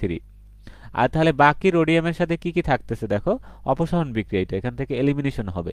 তাহলে বাকি থাকতেছে এই যে একটা এই দুইটা এখানে আছে, এই যে সলভেন্ট এখানে নতুন করে আসছে, সলভেন্ট এখানে ছিল, এই ক্লোরিন এখানে ছিল। তাহলে আবার যে এখানে অ্যাক্টিভ যে উইলকিনসন প্রোভাবের যে ফরমেশনটা ছিল, সেখানে কিন্তু সে আবারও কনভার্ট হয়ে গিয়েছে। এই হলো আমাদের মূল চক্র। এটা খুবই সহজ, অনেকের কাছে এটা খুবই জটিল মনে হয়, কঠিন মনে হয়, অনেকে মুখস্থ করে বইতে ভুলভাল আছে একটু, ওইগুলো দেখে বুঝতে পারে না। ঠিক আছে, তাহলে আশা করি এই ক্লাসটা দেখার পর আর কারো কোনো সমস্যা হবে না। তোমরা যারা একবারে বোঝো নি, তোমরা ক্লাসটা টেনে আবার ওইটা দেখে ফেলবা, আমি এটা ইউটিউবে আপলোড করে দিব খুব শীঘ্রই। আচ্ছা, তাহলে দেখো আমাদের এখন কারো কাছে একটু সংক্ষেপে যদি এটা সামারাইজ করতে চাই, মানে পুরোটাকে একসাথে আমরা বলতে চাই, তাহলে দেখো অনুঘটক প্রথমে হাইড্রোজেন যুক্ত হয়েছে, তারপর অ্যালকিন যুক্ত হয়েছে, তারপর হাইড্রোজেন স্থানান্তরিত হয়েছে, তারপর অ্যালকেন ওখান থেকে বের হয়েছে প্রোডাক্ট হিসাবে। পরবর্তীতে কি হয়েছে, অনুঘটকটার পুনরুজ্জীবন, মানে অনুঘটকটা আবার তার সক্রিয় বা অ্যাক্টিভ ফর্মে চলে এসেছে। ঠিক আছে, আশা করি তোমাদেরকে বোঝাতে পারতেছি। আচ্ছা, অনেকেই লাইভ ক্লাস খুঁজে পাচ্ছ না, তোমরা পেজে গেলেই আমাদের লাইভ ক্লাসটা দেখতে পাবা। সেখানে লাইভ হচ্ছে, আমাদের গ্রুপে লাইভ হচ্ছে, ঠিক আছে, সব জায়গায় লাইভ হচ্ছে। আচ্ছা ঠিক আছে। আচ্ছা ঠিক আছে, এভাবে যদি আমরা সবগুলা টপিকস তোমরা যদি পড়তে পারো, তাহলে এই সন্নিবেশের মতো সাবজেক্ট তোমাদের কাছে খুবই ইজি মনে হয়ে যাবে। এটা খুবই অনেকের কাছে হার্ড মনে হয়, কিন্তু হার্ড মনে করার কিছুই কারণে, জাস্ট আমাদেরকে কম্পোনেন্টগুলো বুঝতে হবে আর একুরেট ভাবে পড়তে হবে। বইয়ে অনেক কিছু সংক্ষেপে লেখা বোঝা যায় না, ভুলভাল আছে, ঠিক আছে, ওগুলা আমাদেরকে সংশোধন করে পড়তে হবে, কনসেপ্টগুলো বুঝতে হবে আসলে। ঠিক আছে, শুধু শর্ট সাজেশন এই সেই এগুলোর পিছে দৌড়ালে হবে না কিন্তু। দিন দিন প্রশ্ন একটু নতুনত্ব আসতেছে, প্রশ্ন হার্ড হচ্ছে বলা যায়। ঠিক আছে, তাহলে ওই দিন এখন আর নাই যে আমি বিগত 2-3টা কোশ্চেন পড়লাম পাস করে আসলাম, এরকম না। বিশেষ করে সন্নিবেশ, স্টিরিও রসায়ন এই সাবজেক্টগুলোর কোশ্চেন কিন্তু একটু তারা তোমার একটু এলোমেলো করার ট্রাই করে প্রতি বছরই, দেখবে অনেক সময় অনেক আগের কোশ্চেন, ধরো 2008 সালে একটা কোশ্চেন আসছে, সেইটা হঠাৎ করে আবার চলে আসে। এই জন্য যতটা পারো এই দুই সাবজেক্টে, ভৌত ভৌত এরকম হয় অনেক সময় কমন আসে, তারপরও কিছু তাও আমাদেরকে প্র্যাকটিস করতে হবে জিনিসগুলো। বিশেষ করে এই 3টা সাবজেক্ট তোমাদেরকে ভালোভাবে আয়ত্ত রাখতে হবে। আচ্ছা, আর বাকিগুলো আশা করি পড়লে, রিডিং পড়লে, এগুলো বেসিক সহ পড়লে এগুলো পারা যায়। আচ্ছা, তাহলে এটা আমাদের শেষ। ঠিক আছে। আচ্ছা, এখন এটা অনেক পথে হতে পারে, আমি তোমাদের জাস্ট একটা পথ দেখাইলাম, জাস্ট এখানে আরো অনেকগুলো পথ আছে, এরকম ভাবে হতে পারে, এগুলো আমাদের দেখার দরকার নেই। ঠিক আছে। আচ্ছা, যে কোনো একটা মনে রাখবো, তাহলে এইটা তোমরা এখান থেকে দিবা, তাহলেই এটা সহজ আছে এবং এটাই দিলেই এনাফ। আচ্ছা গেল। আচ্ছা তাহলে আহ, আশা করি তোমরা ক্লাস থেকে শিখতে পারতেছো কিছু। তাহলে তোমরা যদি আদৌ কিছু শিখতে পারো এবং মনে হচ্ছে যে না, অন্যান্য যত ক্লাস করেছি আমরা অন্যান্য ক্লাস থেকে আলাদা, এবং অনার্সের তোমরা এরকম ক্লাস, আমাদের ক্লাসগুলো যতভাবে যাচাই বাছাই করে আমাদের পিডিএফগুলো অ্যানালাইসিস করে দেওয়া হয়, আমার মনে হয় না এরকম কোনো অনার্স লেভেলের অনলাইন প্ল্যাটফর্ম আছে। ঠিক আছে, তাহলে আমাদের পিডিএফগুলো দেখবা, যেগুলো অনেক রিসার্চ করে প্রত্যেকটা টপিকস এখানে অ্যাড করা আছে, এবং বইয়ে যদি থেকে পড়াই তাও বইয়েরগুলো এখানে সংশোধন করে দেওয়া আছে। ঠিক আছে, তাহলে আমি যেখান থেকে পড়েছি, যে বই থেকে পড়েছি সেগুলোই এখানে পিডিএফ এ একসাথে করে দেওয়া আছে। যেগুলো বইতে ভালো করে দেওয়া নেই সেগুলো আলাদাভাবে আমরা প্রোভাইড করে থাকি, হ্যান্ড নোট আছে, তারপরে এরকম পিডিএফ টাইপ ফাইল আছে এরকম। ঠিক আছে, যার এটা এখন অ্যাড হচ্ছে নতুন করে আর কি। আচ্ছা, তাহলে পরবর্তী দেখো জিগলার নাটা প্রভাবক, এটা পরীক্ষা খুবই ইম্পর্টেন্ট। তাহলে জিগলার নাটা প্রভাবক কি এবং এর উদাহরণ সহ ব্যাখ্যা করে, এভাবে পরীক্ষায় আসছে দেখলাম তোমাদের বিগত কোশ্চেনে, এবং এটা অনেকবার আসছে দেখলাম। তাহলে এটা আমাদের পড়তে হবে, এটা খুব ইজি। তাহলে এটা আচ্ছা, এটা টিকা হিসেবে আসলে তো আমি বলেছি, তাহলে এটাও যদি টিকা হিসেবে আসে সেক্ষেত্রে আমরা এর প্রথমে আমরা এর সংজ্ঞাটা দিয়ে নেব যে কাকে বলে, তারপর এটা কি কি নিয়ে তৈরি হয়, এর উপাদানগুলা কি কি, তুমি চাইলে এগুলো বলে নিতে পারো। তারপর উদাহরণ, মানে এরা কারা আসলে জিগলার নাটা প্রভাবক। তাহলে এখানে এই একটা জিগলার নাটা প্রভাবকের সেট দেখাইছে, আবার এই একটা জিগলার নাটা প্রভাবকের সেট দেখাইছে। ঠিক আছে, তাহলে দুইটা সেট এখানে দেখাইছে। ঠিক আছে, তাহলে একটা সেট একটা সেট। আচ্ছা, তারপর এখানে জিগলার নাটা পলিমারকরণ, এখন এই প্রভাবক দিয়া যে বিক্রিয়া করানো হয় সেটাই মূলত জিগলার নাটা পলিমারকরণ বিক্রিয়া। ঠিক আছে, জাস্ট এখানে বিক্রিয়াটা যদি পড়ে রাখতে পারো, চাইলে টিকে হিসাবে এই কম্পোনেন্টটা অ্যাড করা যেতে পারে। ঠিক আছে। আচ্ছা, আর যদি বলে যে শুধু উদাহরণ সহ দেখাও, সেক্ষেত্রে তুমি শুধু উদাহরণ এবং কি কি আছে এগুলো বললেই এনাফ। এই যে উপাদানগুলো কি, এগুলোই উদাহরণ, এই যে জিগলার নাটা প্রভাবকের উদাহরণ এইটি। আচ্ছা, আর যদি পরীক্ষায় আসে যে কৌশল, জিগলার নাটা পলিমারের কৌশল, তাহলে এখানে কৌশলের ক্ষেত্রে আমরা এই কৌশলটা দিতে পারি। এখানে তোমাদের কৌশল মনে আলাদাভাবে আসে না, টিকে হিসেবে আসলে চাইলে তুমি এই কৌশলটা এখান থেকে দিতে পারো। এটা মূলত কমন একটা কৌশল। কমন বলতে এই যে জিগলার নাটা পরিবারের দুই ধরনের কৌশল আছে, একটা হলো ধাতব মনোধাতব কৌশল, দ্বিধাতব কৌশল। এগুলো আবার তোমাদের চতুর্থ বর্ষে বিস্তারিত আছে। ওখানে এই এইটার মেকানিজম আছে বিস্তারিত শুরু থেকে শেষ পর্যন্ত। কিন্তু দুইটার ভিতরেই এরকম তোমার পাই বন্ডিং, অ্যান্টি বন্ডিং এরকম থাকে, অ্যালকিনের সাথে যুক্ত হয় কিভাবে, এই কম্পোনেন্টগুলো থাকে। তাহলে এটা হলো দুইটার ভিতরে কমন একটা কৌশল, যে জিগলার নাটা পলিমারে এই জিনিসটা হয় আর কি। পাই জটিল কিভাবে তৈরি হয়, কোনটার সাথে কোনটা যুক্ত হয়, জাস্ট তোমরা এটা চাইলে অ্যাড করে দিতে পারো, এটা দিলেই এনাফ। তোমাদের জন্য ওটা আসলে দরকার হবে না আশা করি। আচ্ছা, তাহলে এখান থেকে আমরা এটা পড়বো, দেখবো যে কিভাবে তার টাইটেনিয়ামের ফাঁকা ডি অরবিটালে তোমার অ্যালকিন কিভাবে যুক্ত হয়, ঠিক আছে, কিভাবে প্রভাবকের সাথে অ্যালকিন তোমার এখানে এসে অ্যাড হচ্ছে আর কি, সেটা আমরা এখান থেকে দেখবো। তাহলে এখানে দুইজন রসায়নবিদ ছিল, একজনের নাম জিগলার এবং আরেকজনের নাম নাটা। তাদের নাম অনুসারে মূলত এই প্রভাবকটার নাম রাখা হয়েছে। তাহলে টাইটেনিয়াম, ভ্যানাডিয়াম বা ক্রোমিয়াম বা মলিবডেনাম বা জার্কোনিয়াম এর হ্যালাইড বা অক্সিহ্যালাইড এবং অ্যালুমিনিয়াম, ম্যাগনেসিয়াম, জিঙ্কের অ্যালকাইল হ্যালাইড বা অ্যারাইল হ্যালাইড বা হাইড্রেটের মিশ্রণকে জিগলার নাটা প্রভাবক বলে। তাহলে এখানে একটা সেট বানাইতে হলে তোমার দুইটা উপাদান লাগবে। প্রথম উপাদানটা হবে তোমার টাইটেনিয়াম, ভ্যানাডিয়াম, ক্রোমিয়াম, মলিবডেনাম বা জার্কোনিয়াম, এরা অথবা এদের হ্যালাইড যে কোনো কেউ। আচ্ছা, আর আরেকটা উপাদান হতে হবে যে অ্যালুমিনিয়াম, তোমার ম্যাগনেসিয়াম, জিঙ্ক এবং এদের যে অ্যালকাইল হ্যালাইড, ঠিক আছে, এবং অ্যারাইল হ্যালাইড, এই জিনিসগুলা, ঠিক আছে। তাহলে যে অ্যালকাইল হ্যালাইড মানে এর সাথে হ্যালোজেন চাইলে যুক্ত, aluminium chloride, magnesium chloride, zinc chloride এই ধরনের, অথবা অ্যারাইল হ্যালাইড, হাইড্রাইড, এর সাথে যে কোনো কেউ থাকতে পারে। তাহলে এই দুইটা কম্পোনেন্ট সেট মিলে যে যৌগটা তৈরি হয় বা মিশ্রণটা তৈরি হয় সেইটাকেই মূলত বলা হয় জিগলার নাটা প্রভাবক, ঠিক আছে। তাহলে titanium, vanadium, chromium, molybdenum, zirconium halide বা অক্সিহ্যালাইড এবং অ্যালুমিনিয়াম, ম্যাগনেসিয়াম বা জিঙ্কের অ্যালকাইল হ্যালাইড, অ্যারাইল হ্যালাইড বা হাইড্রেটের মিশ্রণকে জিগলার নাটা প্রভাবক বলা হয়। এটা অন্যভাবে অনেক বইতে সংজ্ঞা দেওয়া আছে, তোমরা যে কোনো একটা পড়লেই হয়ে যাবে। আচ্ছা, বিজ্ঞানীদের নাম চাইলে অ্যাড করতে পারো, না দিলেও সমস্যা নেই। আচ্ছা, জিগলার নাটা প্রভাবকের উপাদান দুইটি উপাদানের সমন্বয়ে গঠিত, যেটা আমি প্রথমেই বললাম। পর্যায় সারণীতে এখানে 4b আর এখানে 7b গ্রুপের যে অবস্থান্তর ধাতুগুলো আছে, titanium, vanadium, chromium, molybdenum, zirconium এবং এদের হ্যালাইড বা অক্সিহ্যালাইড, ঠিক আছে, এগুলা অথবা তোমার এই যে পর্যায় সারণীর এই যে এই গ্রুপগুলার যে মৌল অ্যালুমিনিয়াম, ম্যাগনেসিয়াম, এদের তোমার অ্যারাইল হ্যালাইড বা হাইড্রেট, এরা মিলে তোমার কি করতে পারে, এই মিশ্রণটা তৈরি করলে তখন এটাকে জিগলার নাটা বলা হবে। তাহলে অতএব তবে এদের মধ্যে সবচেয়ে বেশি ব্যবহৃত জিগলার নাটা প্রভাবক হলো টাইটেনিয়াম টেট্রাক্লোরাইড বা টাইটেনিয়াম ট্রাইক্লোরাইড এবং ট্রাইইথাইল অ্যালুমিনিয়াম বা ডাইইথাইল অ্যালুমিনিয়াম ক্লোরাইডের মিশ্রণ। কিন্তু অনেক বইতে এই সংজ্ঞাটা দেওয়া যে এই মিশ্রণকে জিগলার নাটা প্রভাবক বলে। হ্যাঁ, জিগলার নাটা প্রভাবক বলে, কিন্তু এটা আসলে জনপ্রিয়টা, ঠিক আছে, সবচেয়ে বেশি ব্যবহৃত হয় এটা। কিন্তু যদি এই সংজ্ঞাটা আমরা দিতে পারি, মানে এইটা দ্বারা মানে তো কমন, মানে এখানে তুমি স্পেসিফিক ভাবে কিছু বলো না, এখানে বলছো যে এই জিনিসগুলো থেকে যে যে কোনো দুইটা নিয়ে সেট তৈরি করলে, মিশ্রণ তৈরি করলে তখন ওইটা জিগলার নাটা প্রভাবক হবে, এই আর কিছুই না। আর এখানে চাইলে এটা থেকে দেওয়া যায় যে titanium tetrachloride, titanium tetrachloride, titanium trichloride, trichloride, tetra অথবা ট্রাই যে কোনোটা হতে পারে। টেট্রা মানে হচ্ছে এখানে চারটা ক্লোরিন, আর ট্রাই মানে তিনটা ক্লোরিন থাকতে পারে, তাহলে টেট্রা ট্রাই দুইটাই হতে পারে। আবার try ethyl aluminium, try ethyl, এখানে ডাইইথাইল অ্যালুমিনিয়াম দিছে, চাইলে try ethyl aluminium, diethyl aluminium দুইটাই হতে পারে, ঠিক আছে। তাহলে যে কোনো এক সেট তোমাকে নিতে হবে। দেখো আমি আবার একটু বলতেছি, টাইটেনিয়াম টেট্রাক্লোরাইডের সাথে ধরো তুমি নিয়েছো ট্রাইইথাইল অ্যালুমিনিয়াম, এই হলো একটা সেট, এভাবে চাইলে হতে পারে। আবার দেখো টাইটেনিয়াম ট্রাইক্লোরাইডের সাথে, এখানে যেটা দেখাইছে টাইটেনিয়াম ট্রাইক্লোরাইডের সাথে ডাইইথাইল অ্যালুমিনিয়াম ক্লোরাইড, যে কোনো একটা সেট। তাহলে এই তুমি এইটা দেখাবা, এইটা এবং এইটা, তাহলে দেখাই বলবা যে এই হলো এক ধরনের জিগলার নাটা প্রভাবক।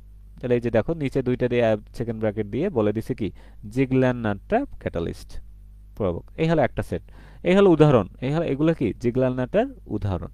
আচ্ছা, পরবর্তীতে দেখো টাইটেনিয়াম টেট্রাক্লোরাইড, এই হলো আরেকটা সেট। এখানে দেখো নিচে টেট্রাক্লোরাইড চারটা ক্লোরিন এবং ট্রাই ইথাইল অ্যালুমিনিয়াম, তাহলে এখানে তিনটা আছে ইথাইল গ্রুপ, তাহলে ট্রাই ইথাইল অ্যালুমিনিয়াম, এই হলো একটা সেট। খুবই সহজ, জাস্ট আমাদেরকে একটু পরে দুই একবার লিখতে হবে খাতায়। এটাই হলো জিগলার নাটা ক্যাটালিস্ট। শেষ। তাহলে আমাদের সংজ্ঞা, উদাহরণ এখানে কিন্তু হয়ে গিয়েছে। তারপর যদি বলে কৌশল লেখো বা, তখন আমরা সামনে আরো আগাবো। আচ্ছা, তারপর দেখো যে সন্নিবেশ পলিমারকরণ জিগলার-নাট্টা প্রভাবকের সাথে জিগলার-নাট্টা প্রভাবক কি এখন আমরা সবাই জানি, এটা কিন্তু 1 মার্কও পরীক্ষায় এসে থাকে যে জিগলার-নাট্টা প্রভাবক বলতে কি বোঝো, বা একটি উদাহরণ দাও, ঠিক আছে, বা সংকেত লিখো, এবার কিন্তু আসতে পারে। তখন তোমরা যে কোনো একটা সেটের এক্সাম্পল দিয়ে দিলেই হয়ে যাবে, ঠিক আছে। তাহলে তোমরা যারা ক্লাসটি দেখতেছো, তোমরা ক্লাসটি বেশি বেশি শেয়ার করো। তোমরা রেসপন্স না করলে কিন্তু আমরা লাইভ ক্লাসগুলো নেওয়ার আগ্রহ হারিয়ে ফেলি, কারণ তোমরা রেসপন্স না করলে তোমাদের ফ্রি দিয়ে লাভ কি, ঠিক আছে।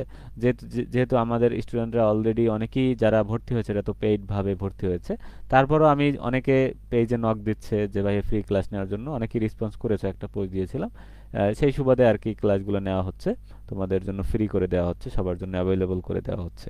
তারপরে পরবর্তীতে আরও কিছু ক্লাস নেওয়ার প্ল্যান আছে, তোমাদের রেসপন্স ভালো পেলে ইনশাল্লাহ পরবর্তীতেও নেওয়া হবে, ঠিক আছে। আচ্ছা আচ্ছা, তাহলে দেখো এখন এটার সাহায্যে, এখন যদি তোমাকে প্রয়োগ বলা হয় যে জিগলার-নাট্টা যে পলিমারটা যে প্রভাবকটা, এটা আসলে আমরা কোথায় অ্যাপ্লাই করি, ঠিক আছে, কোথায় অ্যাপ্লাই করি, এই যে একটা পলিমারকরণ বিক্রিয়া, তাহলে এই পলিমারকরণ বিক্রিয়া জিগলার-নাট্টা প্রভাবক ব্যবহার করে ঘটালে এখানে এই যে উপস্থিতিতে সংঘটিত হয় তাকে জিগলার-নাট্টা পলিমারকরণ বলে। তাহলে এই বিক্রিয়াটা মূলত জিগলার-নাট্টা প্রভাবক দ্বারা গঠিত হয়। তাহলে এটা আমরা চাইলে প্রয়োগ হিসাবে অ্যাপ্লাই করতে পারি, প্রয়োগ। আচ্ছা, তাহলে এই যে এখানে আইসোপ্রিন থেকে পলি আইসোপ্রিন হয়, এটা একটা পলিমারকরণ বিক্রিয়া। তাহলে এখানে মনোমার থেকে পলিমার তৈরি হচ্ছে, যে এন সংখ্যক দেখা যাচ্ছে এখানে, চেইন আরো সামনে আছে, এরকম অসংখ্য চেইন বা পলিমার, পলি আইসোপ্রিন, আইসোপ্রিনের অসংখ্য ইউনিট এখানে যুক্ত থাকবে, এটা হলো পলিমার। এটার বিস্তারিত আরো মেকানিজম আছে, তোমরা এটা ফোর্থ ইয়ারে পেয়ে যাবে আশা করি, এখন তোমাদের দরকার নেই। আচ্ছা, তারপর হলো জিগলার-নাট্টা পলিমারের কৌশল। তাহলে কৌশল হিসেবে আসলে আমরা এই যে বেসিক যে কৌশলটা, এটা দিলেই আমাদের জন্য এনাফ। এছাড়া আরো অনেক কৌশল আছে, মনোধাতব দ্বিধাতব যেটা আমি বললাম, যেটা তোমাদের এই ক্লাসের জন্য মনে হয় না অতটা জরুরি, ঠিক হিসেবে আসলে আমাদের এইটা দিলেই আমাদের জন্য এনাফ হয়ে যাবে। তাহলে জিগলার-নাট্টা প্রভাবকের উপস্থিতিতে সাধারণত অ্যালকিন ও নিম্নযোজ্য বিশিষ্ট ধাতব প্রজাতির মধ্যে স্বল্পস্থায়ী পাই জটিল গঠন হয়। তাহলে এখানে জিগলার-নাট্টা প্রভাবক যখনই উপস্থিত থাকে তখন অ্যালকিনের সাথে তোমার নিম্ন যোজ্যতা বিশিষ্ট ওই যে তোমার টাইটেনিয়াম, ভ্যানাডিয়াম, যারা এখানে কেন্দ্রে যে ধাতুটা থাকবে সেইটা এই এর এর সাথে যুক্ত হয়ে একটা স্বল্পস্থায়ী পাই জটিল তৈরি করে, ঠিক আছে। পাই জটিলটা এটা যে কোনো কৌশলই এটা আছে আর কি, এটা হলো কমন আর কি একটা প্রসেস। এ কারণে অ্যালকিন অণুতে পাই বন্ডিং অরবিটাল এবং পাই অ্যান্টি বন্ডিং অরবিটাল রয়েছে। তাহলে আমরা জানি অ্যালকিনের সাথে, অ্যালকিনের কি, অ্যালকিন মানে কি, এখানে দ্বিবন্ধন আছে কার্বনের সাথে, এখানে তোমার পাই বন্ডিং অরবিটাল আছে, আবার এখানে কার্বনের সাথে অসংখ্যিত পাই অরবিটাল আছে, এখানে তোমার একটা নন বন্ডিং অরবিটালও এখানে আছে। তাহলে বন্ডিং এবং anti bonding, sorry anti bonding, এখানে নন বন্ডিং না, এখানে অ্যান্টি বন্ডিং অরবিটাল এখানে কিন্তু রয়েছে, ঠিক আছে। তাহলে এখানে যে এই অরবিটালগুলো থাকার কারণেই তোমার কি হয়, এখানে আহ, এই যে যে নিম্ন যোজ্যতা বিশিষ্ট যে ধাতুগুলো আছে তারা এখানে এসে যুক্ত হতে পারে। তাহলে দেখো অন্যদিকে নিম্ন যোজ্যতা বিশিষ্ট ধাতব, যেমন এখানে কিন্তু একটু গাঢ় করা, তো এখানে আসে নাই, এটা বোল্ড, এটা বোল্ড করে দিতে পারো তোমরা পরীক্ষায় কলম দিয়ে বা পেন্সিল দিয়ে, আর এটা ফাঁকা অরবিটাল বোঝাচ্ছে, ঠিক আছে। আচ্ছা, এখানে এই যে টাইটেনিয়ামের ফাঁকা অরবিটাল দেখাচ্ছে এগুলা। তাহলে নিম্নযোজী ধাতব প্রজাতি টাইটেনিয়াম ট্রাইক্লোরাইডে ফাঁকা ডি অরবিটাল রয়েছে, এই যে ফাঁকা ডি অরবিটাল আমরা ধরলাম এই কটা। তাহলে এই কারণে অ্যালকিন পাই অরবিটালের সাথে অবস্থান্তর ধাতু ডি অরবিটালে অতিক্রমণ করে একটা পাই কমপ্লেক্স তৈরি করে। তাহলে অ্যালকিনের পাই যে ফাঁকা, ওখানে যে নন বন্ডিং এবং সরি অ্যান্টি বন্ডিং এবং তোমার যে পাই বন্ডিং অরবিটাল ছিল, এর সাথে কি হবে, সে অতিক্রমণ করে এর সাথে যুক্ত হয়ে যাবে, এবং যুক্ত হয়ে তোমার কি হবে, একটা পাই কমপ্লেক্স তৈরি করবে। কিভাবে যুক্ত হয় এটা দেখাচ্ছে এখানে, দেখো ক নম্বর। তাহলে এই যে ফাঁকা অরবিটালের সাথে সে কি করছে, এখানে অতিক্রমণ করছে। তারপর দেখো আবার এই যে তোমার নন অ্যান্টিবন্ডিং অরবিটাল আছে তার সাথে এইটা অতিক্রমণ করছে। তাহলে অতিক্রমণ করে এখানে কি হয়েছে, যুক্ত হয়ে তোমার একটা নতুন যৌগ তৈরি করছে, এটা কমপ্লেক্স তৈরি করছে। তো এটা সাময়িক সময়ের জন্য, কিছু সময়ের জন্য, ঠিক আছে। এটা কিন্তু সব সময়ের জন্য না, এটা আবার পরবর্তীতে অন্য ধাপে গিয়ে এটা ভেঙে আবার এখানে তৈরি হয়ে যাবে, ঠিক আছে। তাহলে দেখো অ্যালকিনের মনোমারে পাই বন্ডিং অরবিটালের সাথে ধাতুর ফাঁকা অরবিটালের মিথস্ক্রিয়া, তাহলে এখানে পাই এর সাথে ধাতুর ফাঁকা অরবিটালের যে মিথস্ক্রিয়া হবে, এবং ধাতব পরমাণু ডি অরবিটালের সাথে, ধাতব পরমাণু যে অন্যান্য ডি অরবিটালগুলো আছে তাদের সাথে অ্যালকিন মনোমারের, এই যে অ্যালকিন মনোমারের পাই অ্যান্টিবন্ডিং অরবিটালের মিথস্ক্রিয়া, ঠিক আছে। তাহলে এভাবে করে আসলে কি হয়, জিগলার-নাট্টা পলিমারকরণ প্রসেসটা হয়। তাহলে এটা হলো ওই পুরো প্রসেসের ভিতরে একটা অংশের কৌশল এটা। ঠিক আছে, তাহলে এটা দিলে আমাদের জন্য এনাফ হয়ে যাবে আশা করি। ঠিক আছে, আচ্ছা। তারপরও কারো যদি মনোধাতব দ্বিধাতবের জন্য কৌশল প্রয়োজন হয় সেটাও আমাদের আহ, এখানে জানা নাই, আমার পিডিএফ দেওয়া ছিল কিনা, তোমরা চাইলে ওটা নিতে পারবে, সমস্যা নেই। আচ্ছা, ঠিক আছে, তাহলে পরবর্তীতে আমরা দেখি লাস্ট কোশ্চেন আমাদের, এটা খুব ছোট, এটা শেষ হয়ে যাবে খুব দ্রুতই। আচ্ছা, ফিশার ট্রোফ সংশ্লেষণ বিক্রিয়া এবং এই বিক্রিয়ার কৌশল, যেটা খুবই খুবই ইম্পর্টেন্ট। আচ্ছা, হ্যাঁ, লাইভ চলতেছে কিনা দেখি একটু। হ্যাঁ, আচ্ছা, তাহলে দেখি আমরা ফিশার ট্রোফ সংশ্লেষণ বিক্রিয়া কি, এই বিক্রিয়ার কৌশল বর্ণনা করে। দেখো অলরেডি এখানে আমি উল্লেখ করেই দিয়েছি, দেখো কত বছর এখানে আসছে, 12, 14, 16, 19, 22। ঠিক আছে, তার মানে কতটা ইম্পর্টেন্ট বোঝাই যাচ্ছে। তাহলে আজকের তিনটা যে কোশ্চেন দেখালাম, এই তিনটাই কিন্তু এরকম অনেকবার বোর্ডে আসছে, তার মানে কতটা ইম্পর্টেন্ট তোমরা নিজেরাই বুঝতে পারতেছো। এই জন্য এগুলো গুরুত্ব দিয়ে কিন্তু পড়তে হবে, এবং অবশ্যই কোশ্চেনগুলো পড়ার সময় বুঝে নির্ভুলভাবে পড়তে হবে। ধরাবাড়া গাইড দেখে বই দেখে মুখস্থ করলেই হবে না। ঠিক আছে, এত কষ্ট করে মুখস্থ করলা, কিন্তু দিন শেষে পরীক্ষায় গিয়ে যদি কোনো মার্ক না পাও, সেক্ষেত্রে ওই মুখস্থ করার কোনো ভ্যালুই নেই। ঠিক আছে, এই জন্য একটু বুঝে মুখস্থ করাটাই বেটার। আচ্ছা, আর যারা চাচ্ছ যে যারা শেষ মুহূর্তে অনেকেই ভর্তি হয়, অনেকে তারপরেও তোমাদের ইচ্ছা এটা, যদি ভর্তি হতে চাও, আমাদের 3টা কোর্স আছে, সন্নিবেশ, স্টুডিও এবং এখানে বিশ্লেষণীয় রসায়ন, 3টা কোর্স আছে। এবং তোমরা যারা একসাথে ভর্তি হবে তাদের জন্য 50% ডিসকাউন্ট আছে। এবং এই ক্লাস দেখে ভর্তি হলে তোমরা যদি নক দাও, তোমাদের জন্য এটা ফিটা অ্যাডজাস্ট করে কমিয়ে দেওয়া হবে, কোনো সমস্যা নেই। আচ্ছা, ঠিক আছে, তাহলে এখানে ভর্তি হওয়ার প্রসেস হলো, এখানে যে একটা হোয়াটসঅ্যাপ নাম্বার দেওয়া আছে, দেখো এখানে আমাদের এই যে হোয়াটসঅ্যাপ নাম্বারটা, এই হোয়াটসঅ্যাপ নাম্বারে যদি তুমি নক দাও, অথবা আমরা যে পেজ থেকে লাইভ নিচ্ছি এখানে তুমি ইনবক্সে নক দিলেও হয়ে যাবে। ঠিক আছে, 0179180139 এই নাম্বারে হোয়াটসঅ্যাপ দিলেই তোমরা বিস্তারিত তথ্য পেয়ে যাবে এখানে ক্লাস কম্পোনেন্ট সম্পর্কে। ঠিক আছে, তাহলে দেখো ফিশার ট্রোফ সংশ্লেষণটা কি, আসলে এর কৌশলটা কিভাবে হয় এটা আমরা দেখব বিস্তারিত। তাহলে ফিশার ট্রোফ সংশ্লেষণ হলো একটি অত্যন্ত গুরুত্বপূর্ণ শিল্প প্রক্রিয়া, এটা শিল্পে ব্যবহার হয় প্রক্রিয়াটা, যার মাধ্যমে কার্বন মনোক্সাইড এবং হাইড্রোজেন গ্যাস মিশ্রণকে, তাহলে এই যে সিও এবং এস টু, এটাকে মূলত ওয়াটার গ্যাস বলা হয়, আবার সিনথেসিস গ্যাসও বলা হয়। ঠিক আছে, ব্যবহার করে প্রভাবক বা অনুঘটকের উপস্থিতিতে বিভিন্ন প্রকার তরল হাইড্রোকার্বন ও অক্সিজেনযুক্ত যৌগ প্রস্তুত করা হয়। ঠিক আছে, তাহলে যেমন পেট্রোল, ডিজেল, ঠিক আছে, এগুলো মূলত এই শিল্পে, মানে শিল্প রসায়নে হয়তো পেয়ে যাবে, এরকম কিছু প্রসেস আছে। তাহলে এই জিনিসগুলা, তাহলে এরকম একটা সংশ্লেষণ পদ্ধতি যার নাম হলো ফিশার ট্রোপস সংশ্লেষণ, বা সংক্ষেপে অনেকে এফটিএস বলে আর কি। তাহলে এটার মাধ্যমে বিভিন্ন অনুঘটক ব্যবহার করে তোমার যে সিনথেসিস গ্যাস এটা বা ওয়াটার গ্যাস, এটা ব্যবহার করে তোমার একটা প্রসেস, এখানে তোমার ডিজেল, পেট্রোল এগুলো আর কি প্রস্তুত করা যায় আর কি। এখন সংজ্ঞা যদি আসে যে সংশ্লেষণ বিক্রিয়া কাকে বলে, তখন তুমি বলবে অ্যালুমিনিয়াম বা অন্য যে কোনো যৌগের পৃষ্ঠতলে আয়রন, কোবাল্ট, নিকেল ইত্যাদি প্রভাবকের সহায়তায় সিনথেসিস গ্যাস থেকে তরল অ্যালকাইল হাইড্রোকার্বন যেমন পেট্রোল, ডিজেল এবং অক্সিজেনযুক্ত জৈব যৌগ উৎপাদনের প্রক্রিয়াকে বা বিক্রিয়াকে ফিশার ট্রোফ সংশ্লেষণ বিক্রিয়া বলা হয়। ঠিক আছে, তাহলে এখানে তোমার অ্যালুমিনিয়াম বা কোনো যৌগের পৃষ্ঠতলে আয়রন, কোবাল্ট, নিকেল ইত্যাদি প্রভাবকের সহায়তায়, ঠিক আছে, তাহলে এদের যে পৃষ্ঠতলে এই যে প্রভাবকগুলো থাকবে, এদের সহায়তায় যে সিনথেসিস যে গ্যাস থাকবে, যে সেই যে কার্বন মনোক্সাইড এবং হাইড্রোজেন, এর সাথে থেকে যদি আমরা পেট্রোল, ডিজেল তৈরি করতে পারি, প্রস্তুত করতে পারি, তখন ওই বিক্রিয়াটাকে ফিশার ট্রোফ সংশ্লেষণ বিক্রিয়া বলা হবে। আচ্ছা, তাহলে এই বিক্রিয়াটা উচ্চ তাপমাত্রা এবং চাপে সংঘটিত হয়, সাধারণত 150 থেকে 300। এটা একটা চেইন গ্রোথ পলিমারাইজেশন মেকানিজমে ঘটে, চেইনের মতো এটা ধীরে ধীরে বৃদ্ধি পেতে থাকে, এবং যেখানে গ্যাসীয় অণুগুলো লম্বা হাইড্রোকার্বন শিকল তৈরি করে। তাহলে এখানে যে গ্যাসটা তৈরি হয়, হাইড্রোকার্বন গ্যাসটা তৈরি হয়, সেটা আসলে একটা লম্বা শিকল তৈরি করে। এটা আমরা একটা সাধারণ সূত্র দিয়ে, ফর্মুলা দিয়ে, CnH2n+2, এই ফর্মুলায় সে ধীরে ধীরে বৃদ্ধি পেতে থাকে।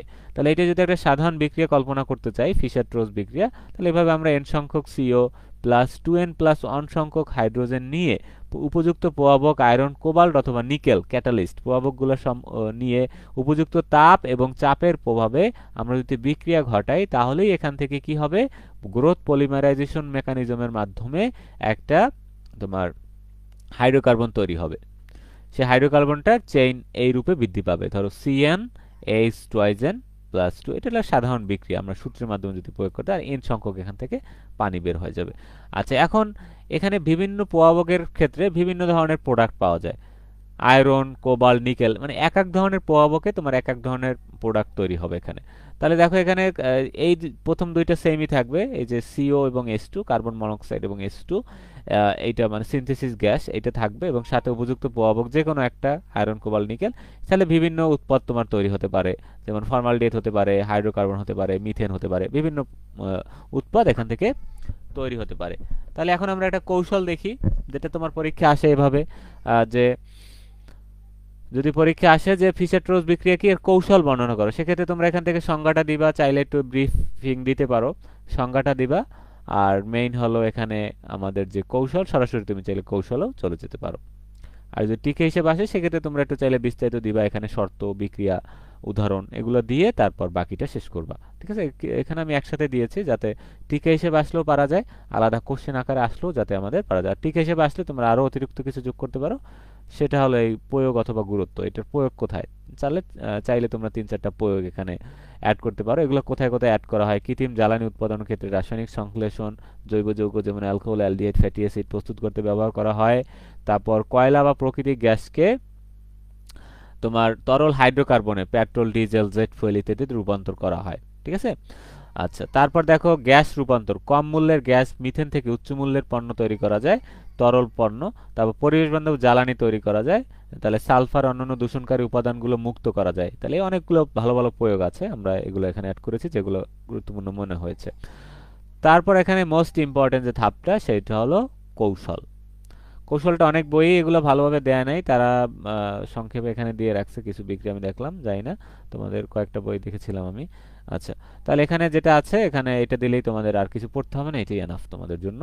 তাহলে ফিশার-ট্রোজ সংশ্লেষণের কৌশল: এটি কার্বন মনোক্সাইড, হাইড্রোজেন গ্যাস ব্যবহার করে অথবা সিনথেসিস গ্যাস ব্যবহার করে ধাতব অনুঘটকের পৃষ্ঠে, ধাতব অনুঘটক মানে ধাতব প্রভাবক যেটা থাকবে সেইটার পৃষ্ঠে মানে পৃষ্ঠতলে হাইড্রোকার্বন যেমন প্রোপেন তৈরির একটি ধাপভিত্তিক প্রক্রিয়া।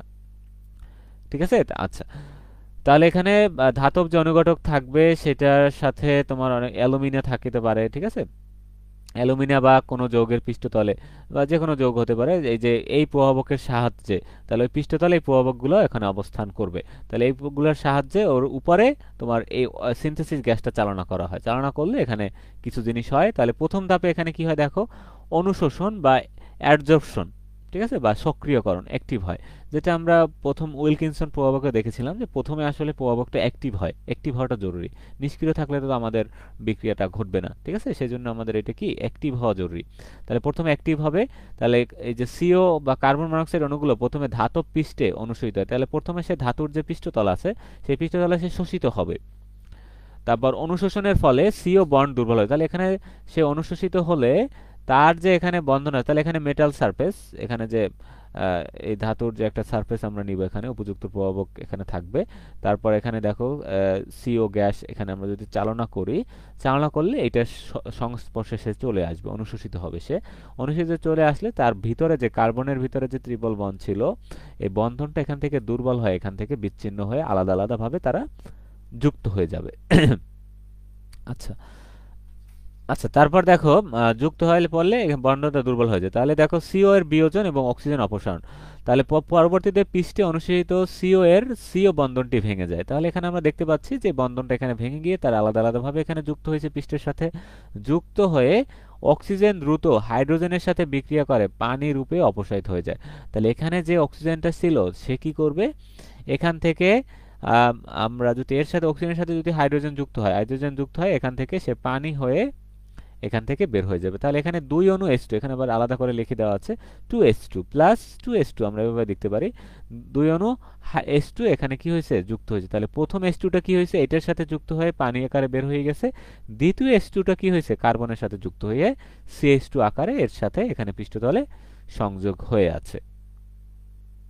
ঠিক আছে, পরবর্তী ধাপে দেখো CH2 মূলক গঠন। তাহলে পৃষ্ঠে আবদ্ধ কার্বন পরমাণুটি H2 এর সাথে বিক্রিয়া করে মিথিলিন মূলক, যেটা আমি একমাত্র বললাম যে মিথিলিন মূলক তৈরি করবে, এবং অনুঘটকের পৃষ্ঠে সে শক্তভাবে বা দৃঢ়ভাবে সে এখানে পৃষ্ঠে আবদ্ধ হয়ে যাবে। এই হলো আরেকটা প্রসেস। তারপর দেখো 4 নম্বর হলো চেইন বৃদ্ধি। এখন কি হবে, এখন এই যে সিএসটি গ্রুপটা তার চেইনটাকে ধাপে ধাপে ধাপে ধাপে ধাপে বৃদ্ধি করবে যতক্ষণ না পর্যন্ত আমরা কাঙ্ক্ষিত যৌগটা, আমাদের যে যৌগটা আমরা তৈরি করব, ধরো এখানে প্রোপেন বানাবো আমরা, সেই প্রোপেনটাকে আমরা যতক্ষণ না পর্যন্ত না পাবো। ঠিক আছে, তাহলে নতুন গঠিত সিএসটি মূলকগুলো ধারাবাহিকভাবে আগের চেইনের সাথে যুক্ত হতে থাকে, যার ফলে হাইড্রোকার্বনের চেইনটি ধীরে ধীরে দীর্ঘ হয়। তাহলে এখানে দেখো পরবর্তীতে এই যে সেম ভাবে এখানে কি হবে, সিও যোগ হবে, H2 যোগ হবে, এভাবে যুক্ত হতে হতে দেখো এখানে এই দুইবার এখানে যুক্ত হয়েছে দেখো। তাহলে দুইবার যুক্ত হলে দেখো আগে তো একটা ছিল, তাহলে দুইবার যুক্ত হলে দুইটা এখানে অলরেডি থাকবে, সাথে একটা এখানে হাইড্রোজেন থাকবে, অতিরিক্ত একটা হাইড্রোজেন এখানে অবস্থান করবে। ঠিক আছে, তাহলে COH2। তারপর এই যে পুরো প্রসেসটা ঘটার পরে, মানে এটা সংক্ষেপে দেখাইছে, 2 ধাপ দিয়ে দেখানোর পরে একটা চেইন হয়েছে এবং সাথে একটা হাইড্রোজেন এখানে আলাদাভাবে যুক্ত হয়ে যাবে। আচ্ছা, হ্যাঁ ঠিক আছে। তারপর দেখো এখানে এখানে দেখো পরবর্তীতে এখানে এই যে এখানে যে CH2 ছিল, সেই CH2 এর সাথে হাইড্রোজেনটা যুক্ত হয়ে এখানে CH3 হয়ে যাবে। তাহলে এই CH2 আগের জায়গায় থেকে যাবে। তার পরবর্তীতে দেখো এখানে এই দুইটা মিলে একটা চেইন তৈরি করবে আলাদাভাবে। তাহলে এখানে দেখো CH2 ছিল, এখানে CH3 ছিল, সেখান থেকে একটা হাইড্রোজেন শিফট হয় যদি এখানে চলে আসে, দেখো এটা বোঝার জিনিস একটু, এখান থেকে একটা হাইড্রোজেন শিফট হয়ে যদি এখানে চলে আসে, তখন এই বন্ধনটা এখান থেকে বিচ্ছিন্ন হয়ে যায়। বন্ধনটা বিচ্ছিন্ন হয়ে গেলে এখানে হয়ে যায় CH3। তাহলে CH3 হলে কার্বনের অলরেডি 3 হাত তার ফিল আপ আছে 3টে হাইড্রোজেন নিয়ে, তাহলে তার বাকি এখানে 1 হাত দিয়ে সে কি করবে, 1 হাত দিয়ে এই কার্বনের সাথে যুক্ত হবে, আর সারফেসের সাথে যে বন্ধনটা ছিল সেটাও এখান থেকে বিচ্ছিন্ন হয়ে যাবে। ঠিক আছে, আচ্ছা, আর এটার সাথে যে বন্ধনটা ছিল এটা থেকে যাবে, এই যে তাহলে CH2 বন্ড CH3, আর এটা এখানে আগের মতোই রয়ে গেছে। তাহলে একটা কিন্তু CH3 আমাদের হয়ে গেছে, এখন আরও একটা আমাদের বানাতে হবে। তাহলে পরবর্তী ধাপে এরকম করে চেইন যুক্ত হবে ধীরে ধীরে তোমার, তাহলে এই CH2 এসে এখানে যুক্ত হবে, তাহলে যুক্ত হলে তোমার দুইটা CH2 আসবে, CH2 CH3 চেইন, মানে ধীরে ধীরে চেইনটাকে এরকম করে বাড়তে থাকবে। ঠিক আছে, আচ্ছা, পরবর্তীতে আবারও হাইড্রোজেন সংযোগ হলে তাহলে একটা হাইড্রোজেন গিয়ে কোথায়, তোমার এখানে তোমার CH2 এর সাথে গিয়ে যুক্ত হবে, আর একটা হাইড্রোজেন এখানে সারফেসে আলাদাভাবে যুক্ত হয়ে যাবে। ঠিক আছে, আশা করি তোমাদেরকে বোঝাতে পারতেছি। আচ্ছা, হ্যাঁ হ্যাঁ, সবকিছু ঠিক আছে। আচ্ছা, হ্যাঁ, তাহলে এই যে এখানে H2, তাহলে H2 এর একটা হাইড্রোজেন গিয়ে এখানে যুক্ত হয়ে CH3 হয়ে গেছে দেখো, আর আরেকটা হাইড্রোজেন এখানে সারফেসের সাথে আলাদাভাবে সে এখানে অ্যাডজাস্ট হয়ে আছে, শেষ। তাহলে এই হলো আমাদের ফিশার ট্রোপসের একটা মেকানিজম। ঠিক আছে, এরকম আরো অনেক মেকানিজম আছে, তাহলে এটাই আমার কাছে তুলনামূলক সহজ মনে হয়েছে, তাহলে এটা শিখলেই তোমাদের জন্য এনাফ, এর বেশি দরকার হবে না আশা করি। তাহলে এখান থেকে দেখো প্রোপেন উৎপন্ন হয়েছে। ঠিক আছে, আচ্ছা, তাহলে এই হলো আমাদের ফিশার ট্রোপসের সংশ্লেষণ। তাহলে দেখো এই যে চেইন বৃদ্ধি, নতুন গঠিত সিএস মূলকটি ধারাবাহিকভাবে আগের চেইনের সাথে যুক্ত হয়ে থাকে এবং হাইড্রোকার্বন চেইনটি ধীরে ধীরে এখানে দীর্ঘ হয়। আচ্ছা, ধীরে ধীরে এখানে এটা বাড়তে থাকে এবং পরবর্তীতে এখানে একটা এক্সট্রা অতিরিক্ত হাইড্রোজেনও থেকে যায়, সেই হাইড্রোজেনের সাথে আবার এইটা যুক্ত হয় আবার CH3, এভাবে করে এই চেইনটা ধীরে ধীরে এটাও বাড়তে থাকে CH3, যতক্ষণ না আমাদের প্রোপেন হচ্ছে। তারপর চেনটি একটি নির্দিষ্ট দৈর্ঘ্য, তাহলে একটা নির্দিষ্ট দৈর্ঘ্যে সেটা থেমে যাবে, যেমন প্রোপেন আমরা যখন অর্জন করব তখন এটি সম্পূর্ণরূপে হাইড্রোজেনেশন হবে। তাহলে এখানে এখানে ফাইনাল একটা হাইড্রোজেনেশন হবে, সেই ফাইনাল হাইড্রোজেনেশনের পরে এখান থেকে প্রোপেন অণুটির ধাতব পৃষ্ঠ থাকলে এখান থেকে দেখো প্রোপেনটা এই অণুটার ধাতব পৃষ্ঠ থেকে কিন্তু বিচ্ছিন্ন হয়ে যাবে, এইখান থেকে কিন্তু সে আলাদা হয়ে এখানে আলাদাভাবে একটা যৌগ আকারে বা গ্যাস আকারে এখানে অবস্থান করবে, গ্যাস রূপে অবস্থান করে মূলত, আর ধাতব পৃষ্ঠে তখন একটা শুধু হাইড্রোজেন অবস্থান করবে। এভাবে করে তোমার এই পুরো প্রসেসটা সংঘটিত হয় এবং পরবর্তীতে আমরা আলাদাভাবে এটাকে সংগ্রহ করে আমরা বাজারজাত করতে পারি। ঠিক আছে, তাহলে এই হলো আমাদের ফিশার ট্রোপস সংশ্লেষণ। ঠিক আছে, আশা করি তোমাদেরকে খুব সহজভাবে বোঝাতে পেরেছি, একদম বেসিক থেকে। আমাদের ক্লাসগুলো মূলত এভাবেই নেওয়া হয়, প্রতিটা টপিকস অ্যানালাইসিস করে প্রত্যেকটা টপিকস ঘেটে ঘেটে যতটা সহজভাবে তোমাদের সামনে উপস্থাপন করা যায়। ঠিক আছে, তাহলে তোমরা যারা ভর্তি হতে চাও আমাদের ইনবক্সে নক দিয়ে রাখতে পারো। এছাড়া যারা প্রথম, দ্বিতীয়, তৃতীয়, চতুর্থ বর্ষ 4 ইয়ারের কোর্স আমাদের রয়েছে, যে এর থেকে ক্লাসটা দেখতেছো তোমরা আমাদের ইনফর্ম করলেই সবগুলো কোর্স সম্পর্কে তোমরা বিস্তারিত ডিটেলস পেয়ে যাবে। ঠিক আছে, তাহলে এরকম আরো ক্লাস পেতে তোমরা ভিডিওটা শেয়ার করে দাও এবং কমেন্ট সেকশনে জানাতে পারো আজকের ক্লাসটা তোমাদের কাছে কেমন লাগলো। আশা করি তোমরা উপকৃত হবে এখান থেকে। একটা কোশ্চেন আসলেও আশা করি তোমাদের মিনিমাম 4 থেকে 6 মার্কের আসবে। ঠিক আছে? ঠিক আছে, সবাই ভালো থাকো, আজকে এই পর্যন্তই। আল্লাহ হাফেজ।